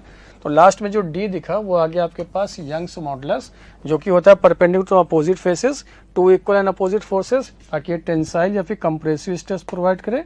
तो जहाँ पर ये दिखेगा ए का, यहाँ पे ए का हो जाएगा थर्ड, बी का हो जाएगा यहाँ पे फोर्थ, तो वही आंसर होगा। देखते हैं, ए का थर्ड, बी का फोर्थ, तो एक ही जगह दिख रहा है, ए का थर्ड, बी का फोर्थ, तो ऑप्शन दिखा आपको यहाँ पे 4। Next question number 112. In a Young's double-slit experiment, the path difference at a certain point on the screen between two interfering waves is 1/12 of wavelength. यानी कि यहाँ पे जो डेल्टा एक्स बोला गया पाथ डिफरेंस वो लैम्डा बाई 12 के बराबर है। तो क्या यहाँ से फेज डिफरेंस पता कर लेते हैं, that is 2 pi by lambda into delta x, that is 2 pi by lambda into that is lambda by 12, ये आ गया आपके पास पाई बाई 6 के बराबर डेल्टा फाई इस केस के लिए। The ratio of the intensity at this point, तो रेशियो पूछा गया, पहले हम लोग इंटेंसिटी पता कर लेते हैं इस पॉइंट के लिए, तो उसको आई डैश लिख लेते हैं, will be equal to I naught plus 2 I naught, क्योंकि रूट आई नॉट हो जाएगा, इंटू कॉस फाई का वैल्यू है यहाँ पे पाई बाई 6, तो ये वैल्यू आ गया आपके पास 2 I naught plus 2 I naught into cos pi by 6 and 30 degree, that is आ गया √3/2। तो यहाँ से क्या आई डैश को फिर से रीअरेंज करके लिख रहे हैं, दैट इज 2 आई नॉट, ये वैल्यू आपके पास आ जाएगा 1 प्लस √3 के बराबर 1/3/2 के बराबर, बिकॉज 2 आई नॉट को ले लिया हम लोग कॉमन। और जानते हैं सेंटर पे जो इंटेंसिटी होता है वो मैक्सिमम वैल्यू कितना होता है 4 आई नॉट के बराबर, इन दोनों को डिवाइड कर दिया, that is I dash divided by I C पूछा गया, that is 2 I naught 1 plus √3 divided by 2 divided by 4 I naught, ये इससे कट हो गया, तो ये मिला आपको 1/2 प्लस ये आ गया आपके पास √3/4 के बराबर, बिकॉज ये 2 से 2 कट हो जाएगा, ये वैल्यू है 0.5 प्लस √3 होता है 1.732, और यहाँ पे 4 से यहाँ पे मल्टीप्लाई कर रहे हैं, अगर यहाँ पे 4.732 तो ये अप्रॉक्स में 4 में कुछ आ जाएगा, दैट इज 0.433, दैट इज दिखेगा 0.933 के बराबर। तो ऑप्शन दिखा आपको यहाँ पे फर्स्ट। नेक्स्ट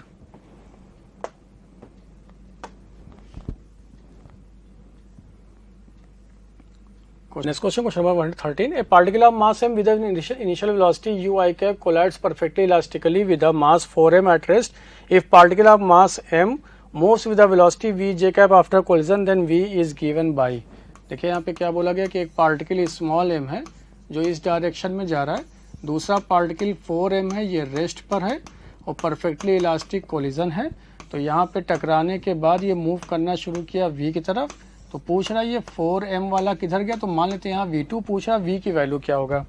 देखिए क्या यहाँ पे from COLM conservation of linear momentum valid, that is P initial must be equal to P final vector form में, दैट इज यहाँ लिखे m इंटू u into i cap plus 4m into 0 is equal to mvj cap plus 4m into V2 vector form में।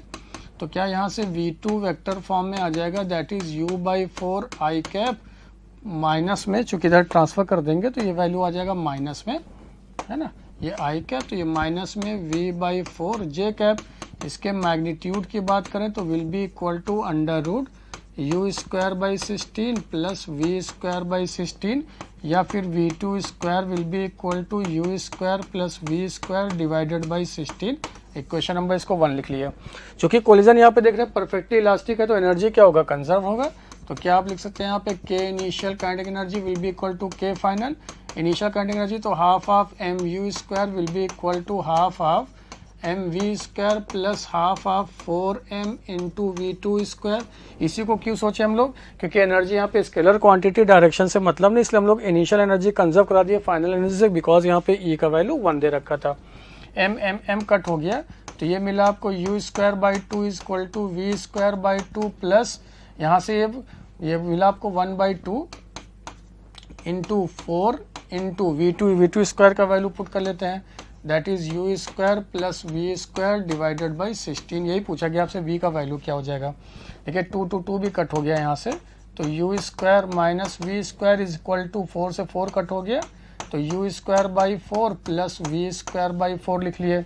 इसको इधर transfer किए तो ये आ गया 3 बाई 4 ऑफ u स्क्वायर, इसको इधर ट्रांसफर किए तो ये एलसीएम देने के बाद मिल जाएगा आपको 5 बाई 4 ऑफ v स्क्वायर, ना कि v2 स्क्वायर। तो v स्क्वायर इसको लिख लेते हैं भाई, it is not a v2 square, it is a v square, है ना, ऐसा लिख लिया v स्क्वायर। 4 से 4 कट हो गया तो v स्क्वायर का वैल्यू आ गया 3 बाई 5 ऑफ u, तो दैट इज़ v आ गया under root 3 by 5 of u के बराबर। तो दिखा आपको under root 3 by 5 of u, तो ऑप्शन आ गया आपके पास 3। Next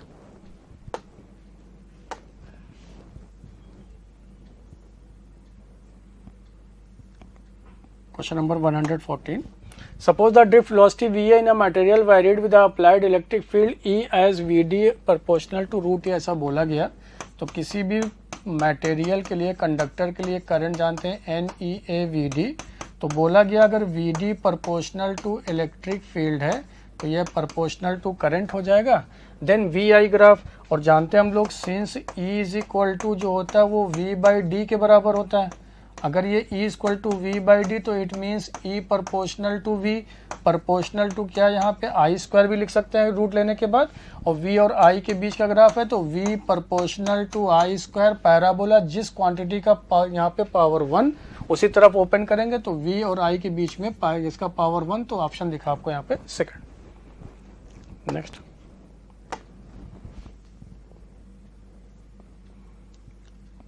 question number. A given object takes 2n times the time of slide down 45 degree rough inclined plane as it takes the time to slide down an identical perfectly smooth 45 degree inclined plane। यानी अगर यहाँ पे ये smooth है, ये यहाँ पे rough है, कोई भी ऑब्जेक्ट जिसको यहाँ पे रिलीज किया गया, यहाँ से u बराबर रिलीज किया गया, ये रफ है और ये यहाँ पे स्मूथ है, थीटा रिमेन सेम, इसको यहाँ आने में समय लगे तो इसको मान लेते हैं यहाँ आने में जो समय लग रहा है वो nt लग रहा है, फॉर एग्जांपल मान लेते हैं, फिर उसको वैल्यूज यहाँ पे पुट करेंगे।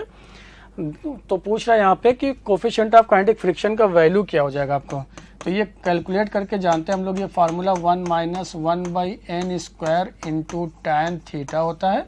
अब अकॉर्डिंग टू क्वेश्चन यहाँ वैल्यूज पुट कर लेते हैं, mu equal to 1 minus 1 by ये दे रखा है 2n का स्क्वायर इंटू थीटा दे रखा है आपको क्वेश्चन में 45 डिग्री, तो ये आ गया 1 माइनस 4n स्क्वायर के बराबर, तो ऑप्शन दिखा आपको यहाँ पे 4।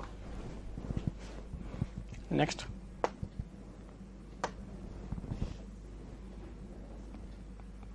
116 question number. Two identical wires A and B each of length L carry the same current I. Wire A is bent into a circle of radius 2r. and B is bent in the form of square of side 2A. If BA and BB are the values of magnetic field at the center of the circle and square respectively, then the ratio of BA and BB. देखिए एक wire है जिसका total length यहाँ पे L था, first case में इसको convert किया एक सर्कल में कन्वर्ट किया जिसका रेडियस है 2r, तो L is equal to 2 pi into 2r के बराबर, तो इसका रेडियस आ जाएगा आपके पास L divided by 4 pi first case में।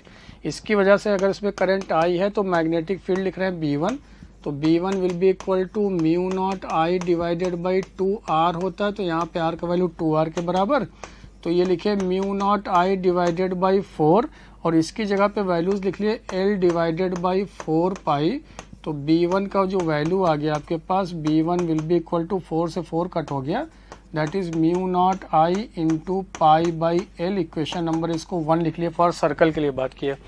अब बोल रहा कि यहीं पे कन्वर्ट कर दिया गया स्क्वायर फॉर्म में, अगर स्क्वायर है तो जिसका साइड बोला गया यहाँ पे 2A के बराबर है, तो यहाँ से क्या किए कि यहाँ पे डायगनली करंट फ्लो करा रहे हैं यहाँ पे, और डायगनल इस पर्टिकुलर पॉइंट पे सेंटर पे, ये सेंटर इसको जस्ट परपेंडिकुलर बाइसेक्टर पे इसको फार्मूला के अकॉर्डिंग R लिखा करते हैं। ये एंगल है आपके पास 45, ये भी एंगल होगा यहाँ पे 45, ये यहाँ पे दिखेगा आपको A के बराबर, तो क्या tan 45 लगा सकते हैं यहाँ पे, होगा परपेंडिकुलर डिवाइडेड बाई बेस, तो R का वैल्यू भी A के बराबर आ गया। अगर इसमें करंट I फ्लो कर रहा है तो इसके सेंटर पे मैग्नेटिक फील्ड लिखने चले, चूंकि यहाँ पे सिमिट्री दिख रहा है तो किसी एक की वजह से मैग्नेटिक फील्ड, तो according to formula mu naught I divided by 2 pi r into sine theta, जहाँ पे r is the perpendicular distance from centre on the wire, यहाँ पे लिख रहे हैं जिसकी वैल्यूज को यहाँ पता कर लिए A के बराबर, it is not a radius, तो यहाँ पे म्यू नॉट आई लिखे 2 पाई और इसका वैल्यू है A के बराबर, और साइन थीटा यहाँ पे है 45 डिग्री, साइन 45 1/√2, लेकिन ऐसे ही आपके पास टोटल कितने हैं 4 हैं, तो सेंटर पे मैग्नेटिक फील्ड इसकी वजह से जो लिखेंगे that is 4 times of mu naught I divided by 2 into pi into A into 1/√2, √2 से ऊपर नीचे मल्टीप्लाई, जैसे √2 से ऊपर नीचे मल्टीप्लाई कर लेंगे तो यहाँ पे 2 और ये 2 मिलके इससे कट हो जाएगा, तो ये मिलेगा आपको √2 times of mu naught I divided by pi into A। अब A के बारे में बात कर लें तो इसी वायर को लेंथ को कन्वर्ट किया गया इसमें, तो सिंस यहाँ पे टोटल जो लेंथ होगा 1 2 3 4, टोटल साइड है यहाँ पे 4 और 2A का लेंथ है, तो ये L बराबर आ गया आपके पास 8A, तो A बराबर आ जाएगा आपके पास L बाई 8, तो यहाँ पुट कर देंगे, तो that is √2 mu naught I divided by pi और A का वैल्यू है L बाई 8 के बराबर, दैट इज ये हो जाएगा 8√2, यहाँ से लिख रहे हैं mu naught I divided by pi into L। अब इन दोनों का रेशियो पूछा गया, ये अलग फैक्टर है, ये अलग इसको लिख लेते हैं, ये अलग है, तो यहाँ पे इन दोनों का रेशियो पूछा गया that is B1 divided by B2। B1 का वैल्यू आया था mu naught I into pi divided by L, और ये वैल्यू आपके पास आया 8√2 mu naught I divided by pi into L।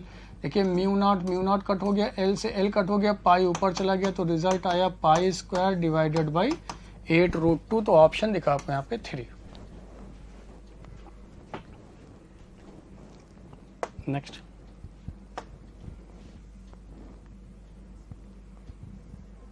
Question number, a circular hole of radius A is cut out of a circular disc of radius 2A as shown in figure. The centroid of the remaining circular portion with respect to point O will be, with respect to point O क्या होगा ये बताया पूछा गया।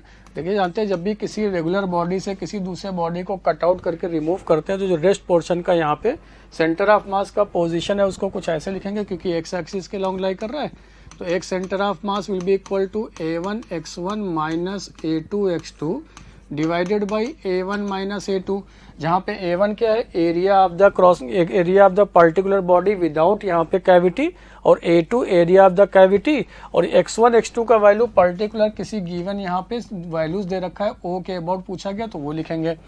देखिए यहाँ पे cavity के बिना यहाँ पे एरिया लिख रहे हैं, तो पाई इंटू रेडियस है इसका 2 इंटू A का स्क्वायर इंटू यहाँ से इसका डिस्टेंस जो हो जाएगा वो 2A के बराबर, माइनस लिखे इसका एरिया कैविटी का तो पाई A स्क्वायर, और इसका यहाँ से जो डिस्टेंस हो जाएगा ये 2a और ये डिस्टेंस है a, तो ये मिलेगा आपको 3a के बराबर डिवाइडेड बाई एरिया लिख रहे हैं पाई इंटू 2a का square minus pi into a का square.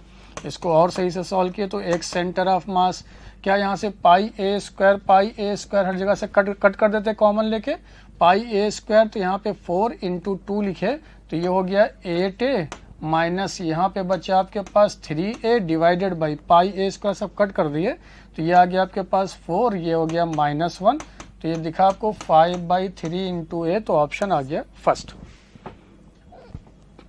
Next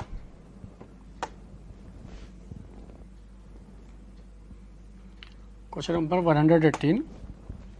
An observer looks at a distance tree of height 16 meter with a telescope of magnifying power of 30. To the observer the tree appears.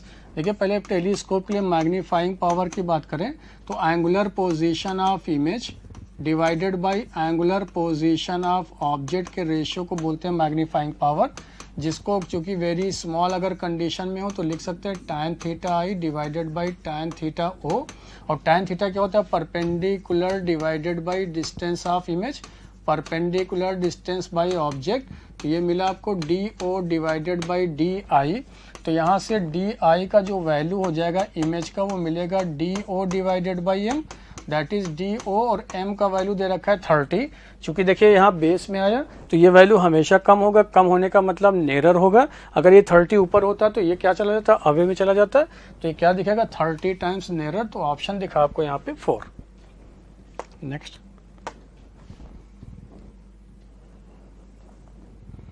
119 question number, the fundamental frequency of a closed organ pipe is equal to the second overtone frequency of an open organ pipe। देखिए पहले हम लोग close की बात करें तो C for close लिख रहे हैं, that is NV divided by 4LC। Fundamental बोला गया तो NV N की वैल्यू 1 हो गया। ओपन की बात करें तो that is NV divided by 2LO, O for open लिख रहे हैं। सेकेंड ओवरटोन है, जानते हैं अगर यहाँ पे nth हार्मोनिक हो तो n-1 यहाँ पे ओवरटोन होगा। सेकेंड ओवरटोन है तो ये लिखेंगे 3V डिवाइडेड बाई 2LO, दोनों की वैल्यूज को सेम कर दिए, FO equal to FC according to question, that is 3V divided by 2LO is equal to V divided by 4LC। तो length of the open pipe दे रखा है 90, length of the close pipe पूछा गया, V से V cut हो गया, यहाँ से 2, ये 2 से 2 कट हो जाएगा, तो रिजल्ट आया आपके पास 3 डिवाइडेड बाई LO दे रखा है 90 centimetre is equal to 1/2L, तो यहाँ पे 30 हो गया, इससे कट हो गया तो यहाँ पे 32 से 15, तो L बराबर आ गया आपके पास 15 सेंटीमीटर, तो ऑप्शन दिखा यहाँ पे 3। Next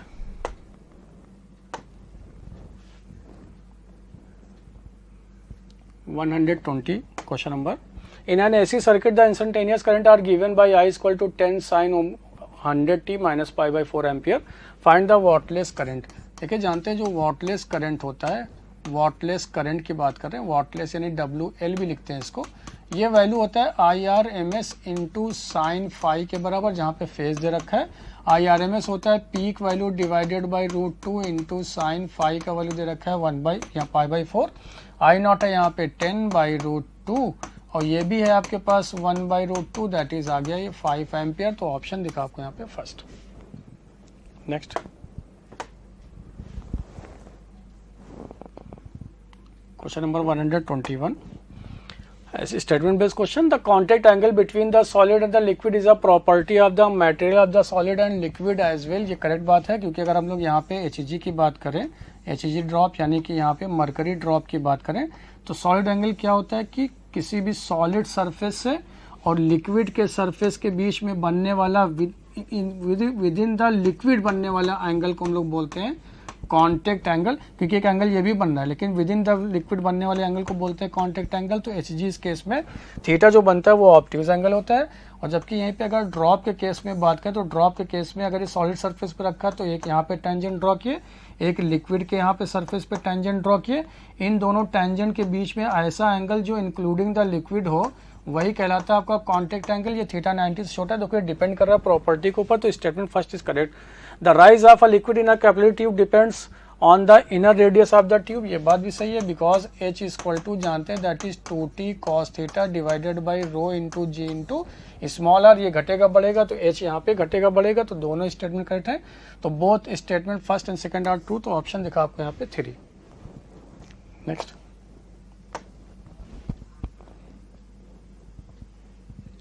question number 122, an electron of mass m with an initial velocity v is equal to v naught j cap, v naught जहाँ पे positive enters an electric field E is equal to minus E naught k cap, if the initial de Broglie wavelength is lambda naught, the value after time t will be.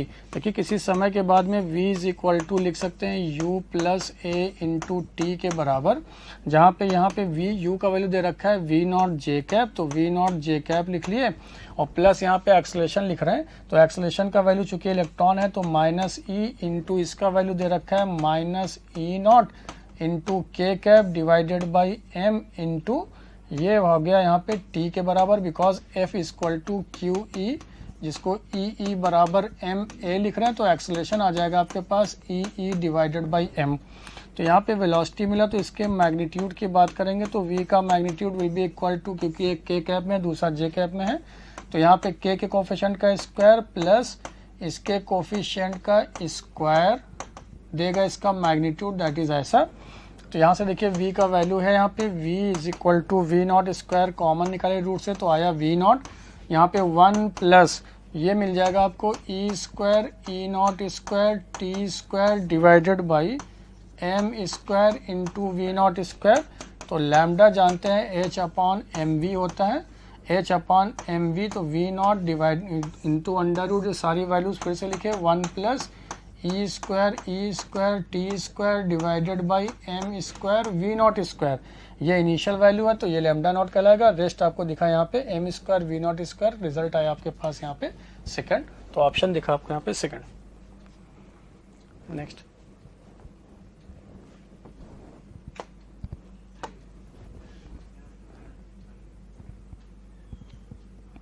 Question number 123, a diatomic gas gamma is equal to 1.4 does 160 joule of work in an isobaric expansion। जैसे ही यहाँ पे isobaric expansion बोला गया, heat given to the gas क्या हो जाएगा, देखिए work done divided by heat supplied at constant pressure will be equal to 1 minus 1 by gamma. Direct आप यहाँ पे एक फार्मूला यूज कर सकते हैं, 1 माइनस 1 बाई गामा, गामा का वैल्यू है 1.4, तो ये हो जाएगा 0.4 divided by 1.4, that is 4 divided by 14, that is 2 divided by 7। तो यहाँ से QP का वैल्यू आ जाएगा that is 7/2 times of work done, that is 7/2, और वर्क डन का वैल्यू यहाँ पे दे रखा है क्वेश्चन में, दैट इज 160 के बराबर, तो ये इससे कट हो गया 80 हो गया, तो ये आ गया 560 जूल। तो ऑप्शन दिखा आपको यहाँ पे फर्स्ट। एक्चुअल में ये फार्मूला लिखे कहाँ से, तो Q इज इक्वल टू जानते हैं delta U plus work done के बराबर, और यहीं पे ratio of heat energy required at constant pressure to increase its internal energy, तो इसको लिख सकते हैं हम लोग NCV इंटू डेल्टा टी होता है, जबकि इसको लिखते हैं NCP डेल्टा टी, तो ये आता है 1 अपॉन गामा। तो अगर यहाँ पे कांस्टेंट प्रेशर पे इसको डिवाइड कर दें तो delta U divided by QP plus work done divided by QP, तो ये वैल्यूज आपके पास आ जाएगा work done divided by only eight constant pressure, क्योंकि ये 1 अपॉन गामा था, तो यही फार्मूला हम लोग डायरेक्ट यहाँ पे यूज किया। Next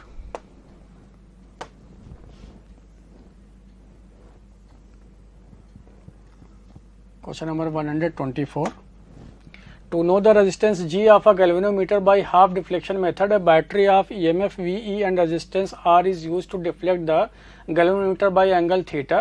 If a shunt of resistance S is needed to get half deflection, then G, R and S are related by the equation। देखिए हम लोग जानते हैं यहाँ पे जो गैल्वेनोमीटर में करंट होता है वो डिफ्लेक्शन के प्रोपोर्शनल होता है, यानी कि एक सीरीज में रजिस्टर यहाँ कनेक्टेड और ये गैल्वेनोमीटर जिसमें करंट इनिशियल में IG फ्लो कर रहा है, और एक यहाँ बैटरी सोर्स से कनेक्टेड जिसको हम लोग यहाँ लिख रहे हैं VE, इसको यहाँ पे V लिख लेते हैं क्योंकि VE लिखने में बार बार यहाँ पे प्रॉब्लम दिखेगा, इसलिए ऐसा लिख लिया। तो बता सकते हैं यहाँ पे जो करंट होगा, चूंकि करंट यहाँ सीरीज में सेम पास होगा, तो I will be equal to V divided by R plus G के बराबर, दोनों सीरीज में। इक्वेशन नंबर 1 लिख लिया। अब सेकंड केस में बोल रहा है कि resistance galvanometer by angle theta if a shunt of resistance is needed to get half, यानी कि अब क्या किए, यहाँ पे एक रेजिस्टेंस में यहाँ पे गैल्वेनोमीटर और इसी के अक्रॉस एक शंट भी यूज़ कर लिया, दैट इज़ एस। तब इसमें जो डिफ्लेक्शन करंट था वो हाफ हो गया अकॉर्डिंग टू क्वेश्चन। ऐसा जैसे शंटिंग किए, ये आर है तो यहाँ करंट कुछ बदलेगा, तो इसको आई जी डैश लिख ले रहे हैं, यहाँ पे आई माइनस आई जी डैश लिखे, और ये है यहाँ पे टोटल करंट आई, ये इसका वोल्टेज वी लिख लिया, यहाँ पे आर है। आई जी डैश की वैल्यू यहाँ पे बोला गया हाफ डिफ्लेक्शन है, चूंकि आई जी प्रोपोर्शनल थीटा है तो यहाँ पे आई जी डैश की वैल्यू को लिख सकते हैं हम लोग हाफ। लेकिन इस केस में पहले आई कितना मिला, तो I will be equal to V divided by R, लेकिन आर की जगह पे अब लिखेंगे इक्विवेलेंट, तो that is I is equal to V divided by R. R यहाँ पे ये सीरीज में, फिर इसके साथ ये दोनों पैरेलल में, that is G S divided by G plus S के बराबर। तो ये वैल्यूज आपके पास आ गया आई का वैल्यू। जैसे यहाँ पे आई मिल गया तो देखिए अब यहाँ पे लिख सकते हैं सिंस यहाँ पे we ji potential across galvanometer और शंट के अक्रॉस दोनों पैरेलल में, तो सेम हो गया। इसको लिख रहे हैं आप I G dash into capital G के बराबर, जबकि ये है I minus I G dash into S के बराबर। तो ये वैल्यू आपके पास आ गया I G by two into capital G is equal to I minus I G by two into S के बराबर। इसको और सही से लिखे तो देखिए क्या कर सकते हैं, आई जी बाई टू यहाँ कॉमन ले लिए, इधर इसको ट्रांसफर किए तो ये मिला आपको G plus S is equal to, ये आ जाएगा आपके पास आई इंटू एस की वैल्यू के बराबर मल्टीप्लाई कर लिए। फिर देखिए यहाँ पे इसको आई जी का वैल्यू देखिए यहाँ से फ्रॉम वन से लिख सकते हैं, that is V divided by R plus G into G plus S is equal to two, और आई की जगह पे ये वैल्यू पुट कर लेते हैं, तो टू इंटू एस लिख लिए और आई की जगह पे ये आ गया V divided by R into G plus S plus G S into G plus S. सबको रीअरेंज करना है बस, यही इसका क्वेश्चन यहाँ पे। तो देखिए वी जी प्लस एस यहाँ से कट हो गया, अब यहाँ पे क्रॉस मल्टीप्लाई कर लेंगे, तो देखिए यहाँ पे क्या दिखा आपको, R G plus R S plus G S is equal to two R S plus multiply कर रहे हैं यहाँ पे टू जी एस से एक जी एस कट हो गया, आर एस से इधर गया तो ये कट हो गया, तो R G is equal to R S इधर लेकर गए तो बचा आपके पास आर एस, इधर लेकर गए तो बचा G S, that is R plus G into S के बराबर। तो G R is equal to R plus G into S, कहाँ दिख रहा है ऐसा, तो G R is equal to S plus G into R. तो ऑप्शन दिखा आपको यहाँ पे देखिए 4, ऑप्शन आ गया आपके पास 4। नेक्स्ट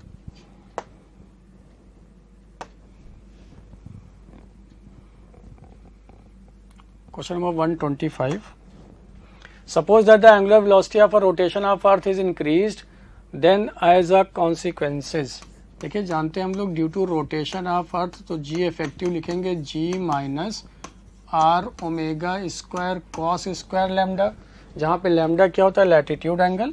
तो एट पोल के लिए बात करें तो पोल के लिए लैटिट्यूड एंगल लैम्डा का वैल्यू 90 और कॉस 90 होता है 0, तो जी एट पोल तो remain same due to rotation की वजह से।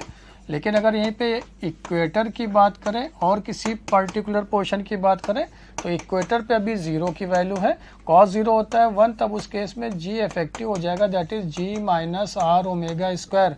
अगर आप यहाँ पे ओमेगा को इंक्रीज कर रहे हैं तो जी का वैल्यू क्या होगा, यहाँ पे डिक्रीज करेगा। तो except at poles weight of the object on the earth will decrease, तो ऑप्शन दिखा आपको यहाँ पे 3, बिकॉज पोल पे जी रिमेन सेम, तो ऑप्शन आ गया 3। Next question number 126, consider a n-type semiconductor in which Ne and Nh are number of electrons and holes respectively। n-type semiconductor pentavalent impurity, यहाँ पे electrons are majority carrier, holes are minority carrier, तो holes are minority carriers correct हो गया। Dopant pentavalent होता है phosphorus bismuth arsenic antimony, तो B हो गया। Ne into N H equal to N I square, यहाँ पे is not equal to N I square, जबकि ये दे रखा है इसको मास एनर्जी इक्विवेलेंट बोलते हैं। ये किसी भी टाइप के सेमीकंडक्टर के लिए ये वाला कंडीशन वैलिड होता है, तो ये भी करेक्ट हो गया। The holes are generated due to donors, because holes यहाँ पे माइनॉरिटी कैरियर हैं। माइनॉरिटी कैरियर जो जनरेट होता है वो only due to thermal excitation की वजह से, तो ये भी यहाँ पे करेक्ट हो गया। तो ए, बी, डी एंड ई जो होगा वो आंसर, तो ऑप्शन दिखा आपको यहाँ पे second. Next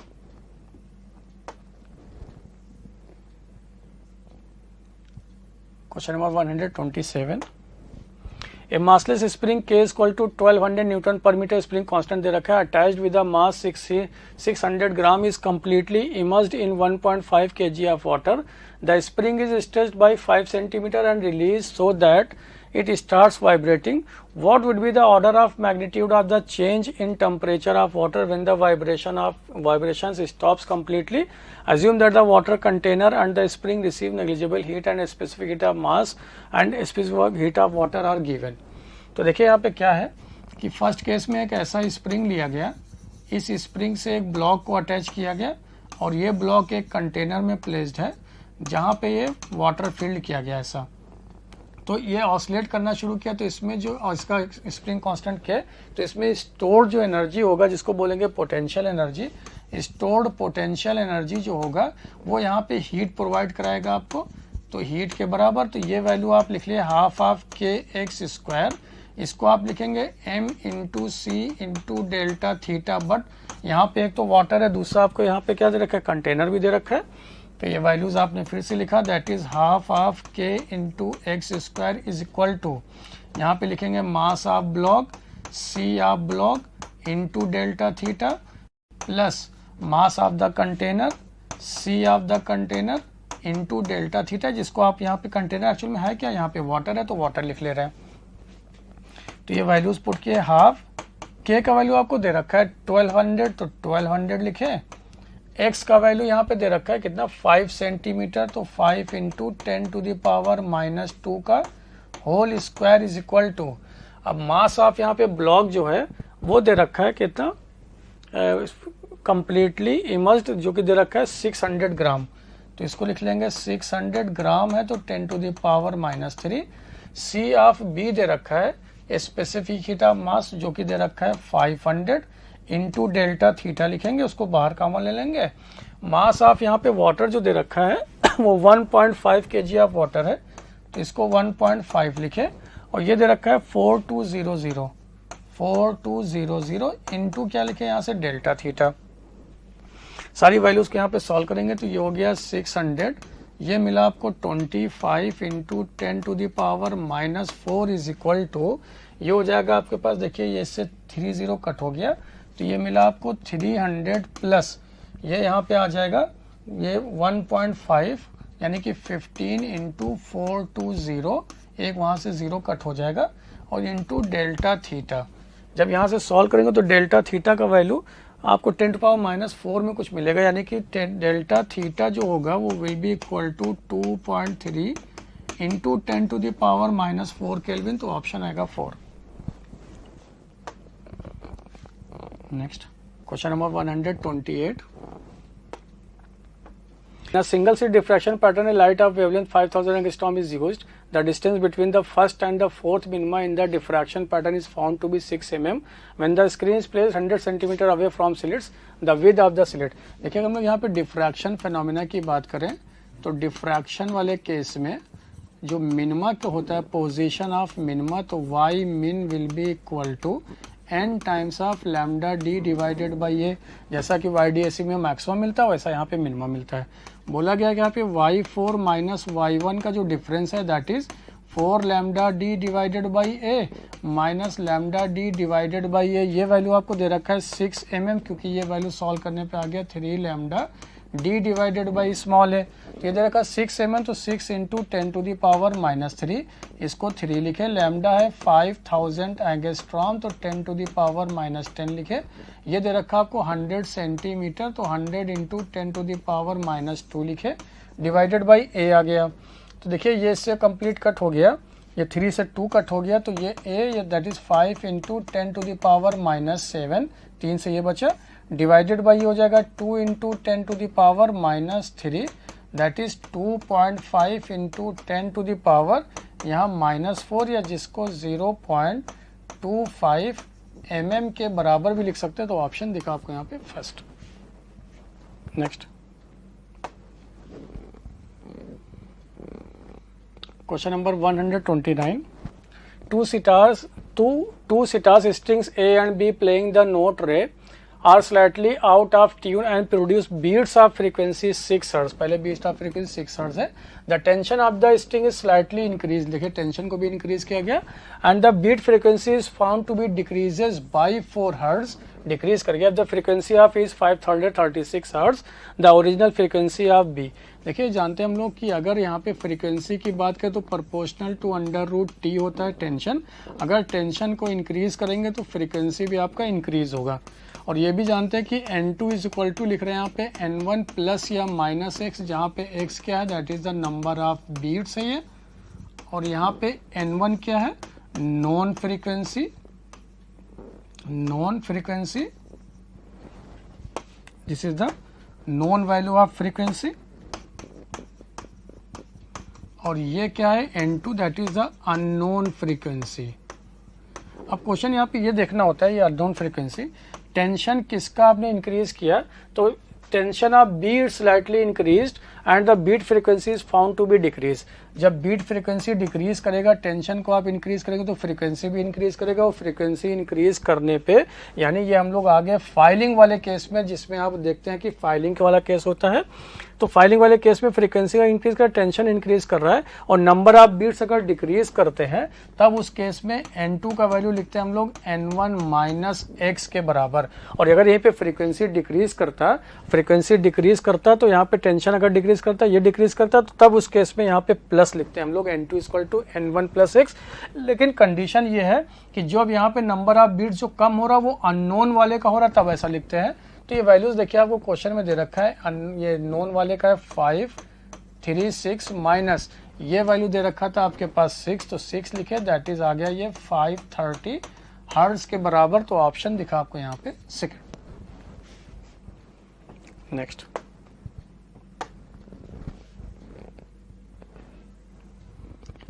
question number 130। A transformer consisting of 1000 turns in the primary and 200 turns in the secondary gives output power of 4.4 kilowatt. If the current in the secondary coil is 20 ampere, then the input voltage in the primary coil।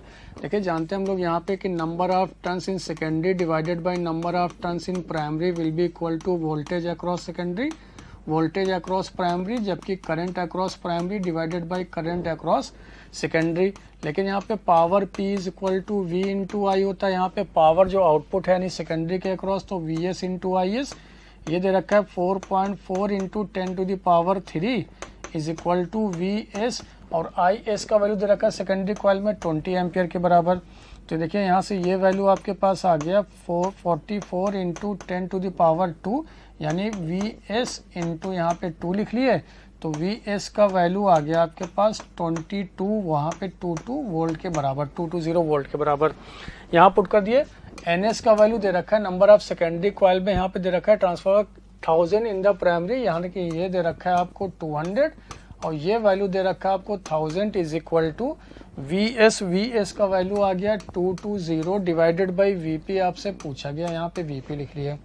तो देखिए ये 2 0 इससे cut हो गया, यहाँ 5 आ गया, तो VP is equal to 220 into 5, तो ये आ गया 1100 वोल्ट के बराबर। तो ऑप्शन दिखा आपको यहाँ पे second. Next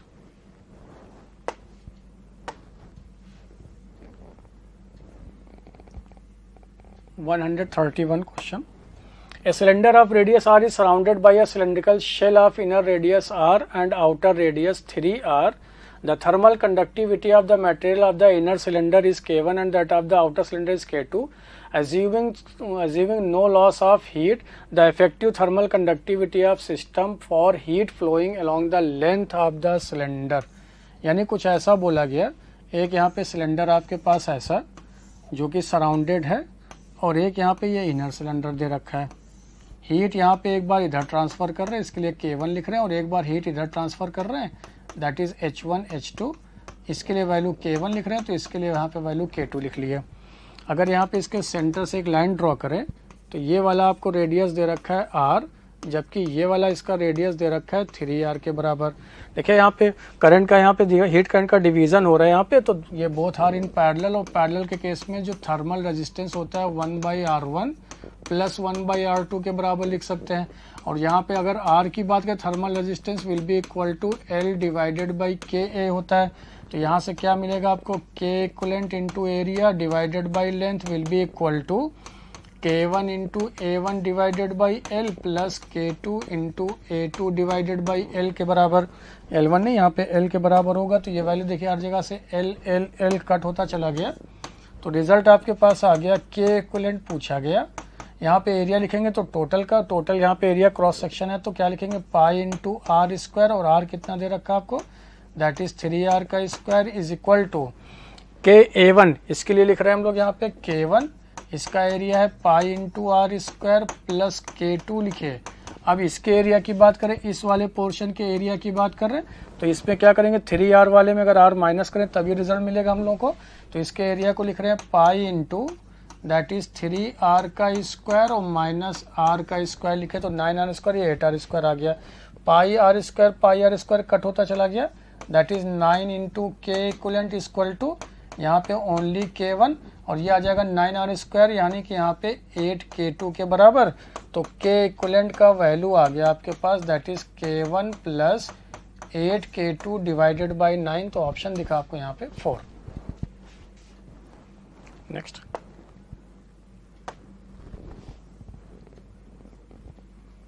question number, according to Bohr's atomic model in which of the following transition will the frequency be maximum।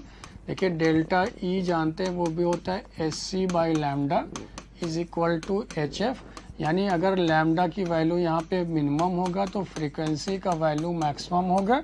और ये जानते हैं 1 लैम्डा इज इक्वल टू होता है RZ square 1/N1 square minus 1/N2 square. अगर N का value ये लिया जाए तब उस केस में लैम्डा क्या होगा, मिनिमम, और तब फ्रीक्वेंसी क्या मिलेगा, मैक्सिमम। तो आपको ऑप्शन दिखा है यहाँ पे second. Next,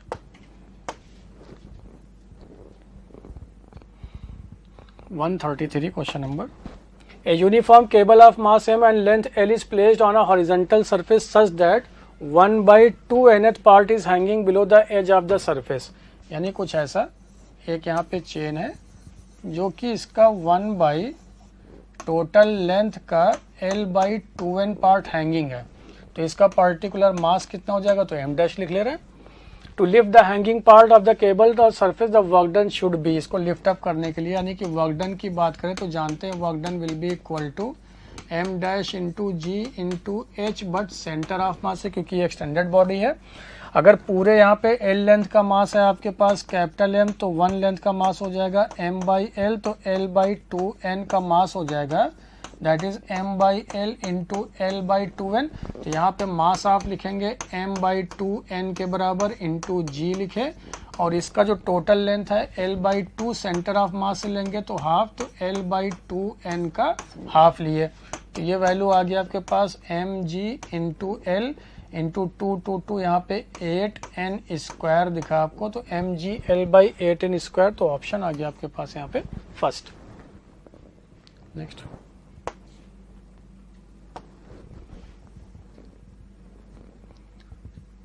question 134, there are 2n number of identical electric bulbs, each is designed to draw power of P independently from the main supply.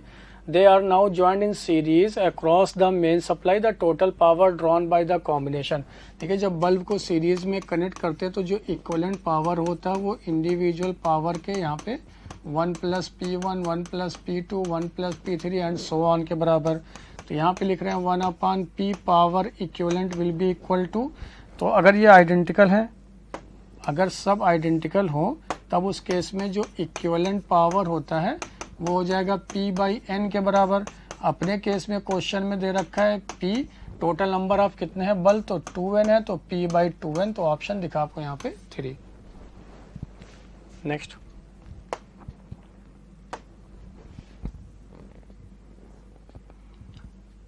Question number 135, A heavy iron bar of weight W is having it's one and on the ground and the other on the shoulder of the person. यानी कि एक यहाँ पे person ले लेते हैं, ये इसका शोल्डर है, ये कुछ ऐसा बोला गया, एक रॉड ऐसे रखा हुआ है। अगर ऐसे है तो क्या इसके ऊपर रिएक्शन फोर्स कुछ ऐसे लगेगा, इसको एन बोल दिए। ग्राउंड पे है तो नॉर्मल एन, इसको N1 बोल दे रहे हैं। इसके सेंटर से पास होने वाला सेंटर ऑफ मास से वेट, यहाँ से इसका डिस्टेंस L/2, टोटल डिस्टेंस ये L।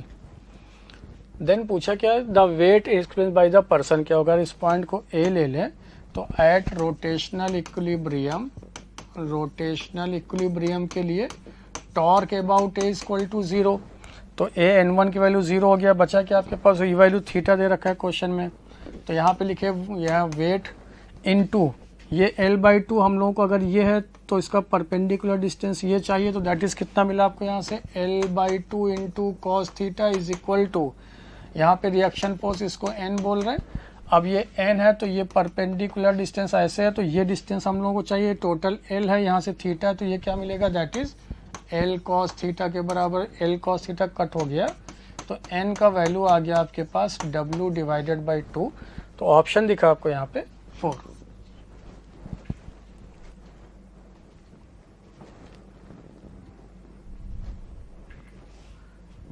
तो ये था आज आपका सोल्यूशन स्पॉट टेस्ट 7 का। होप सो आप लोगों के पेपर अच्छे हो रहे होंगे। Thank you so much.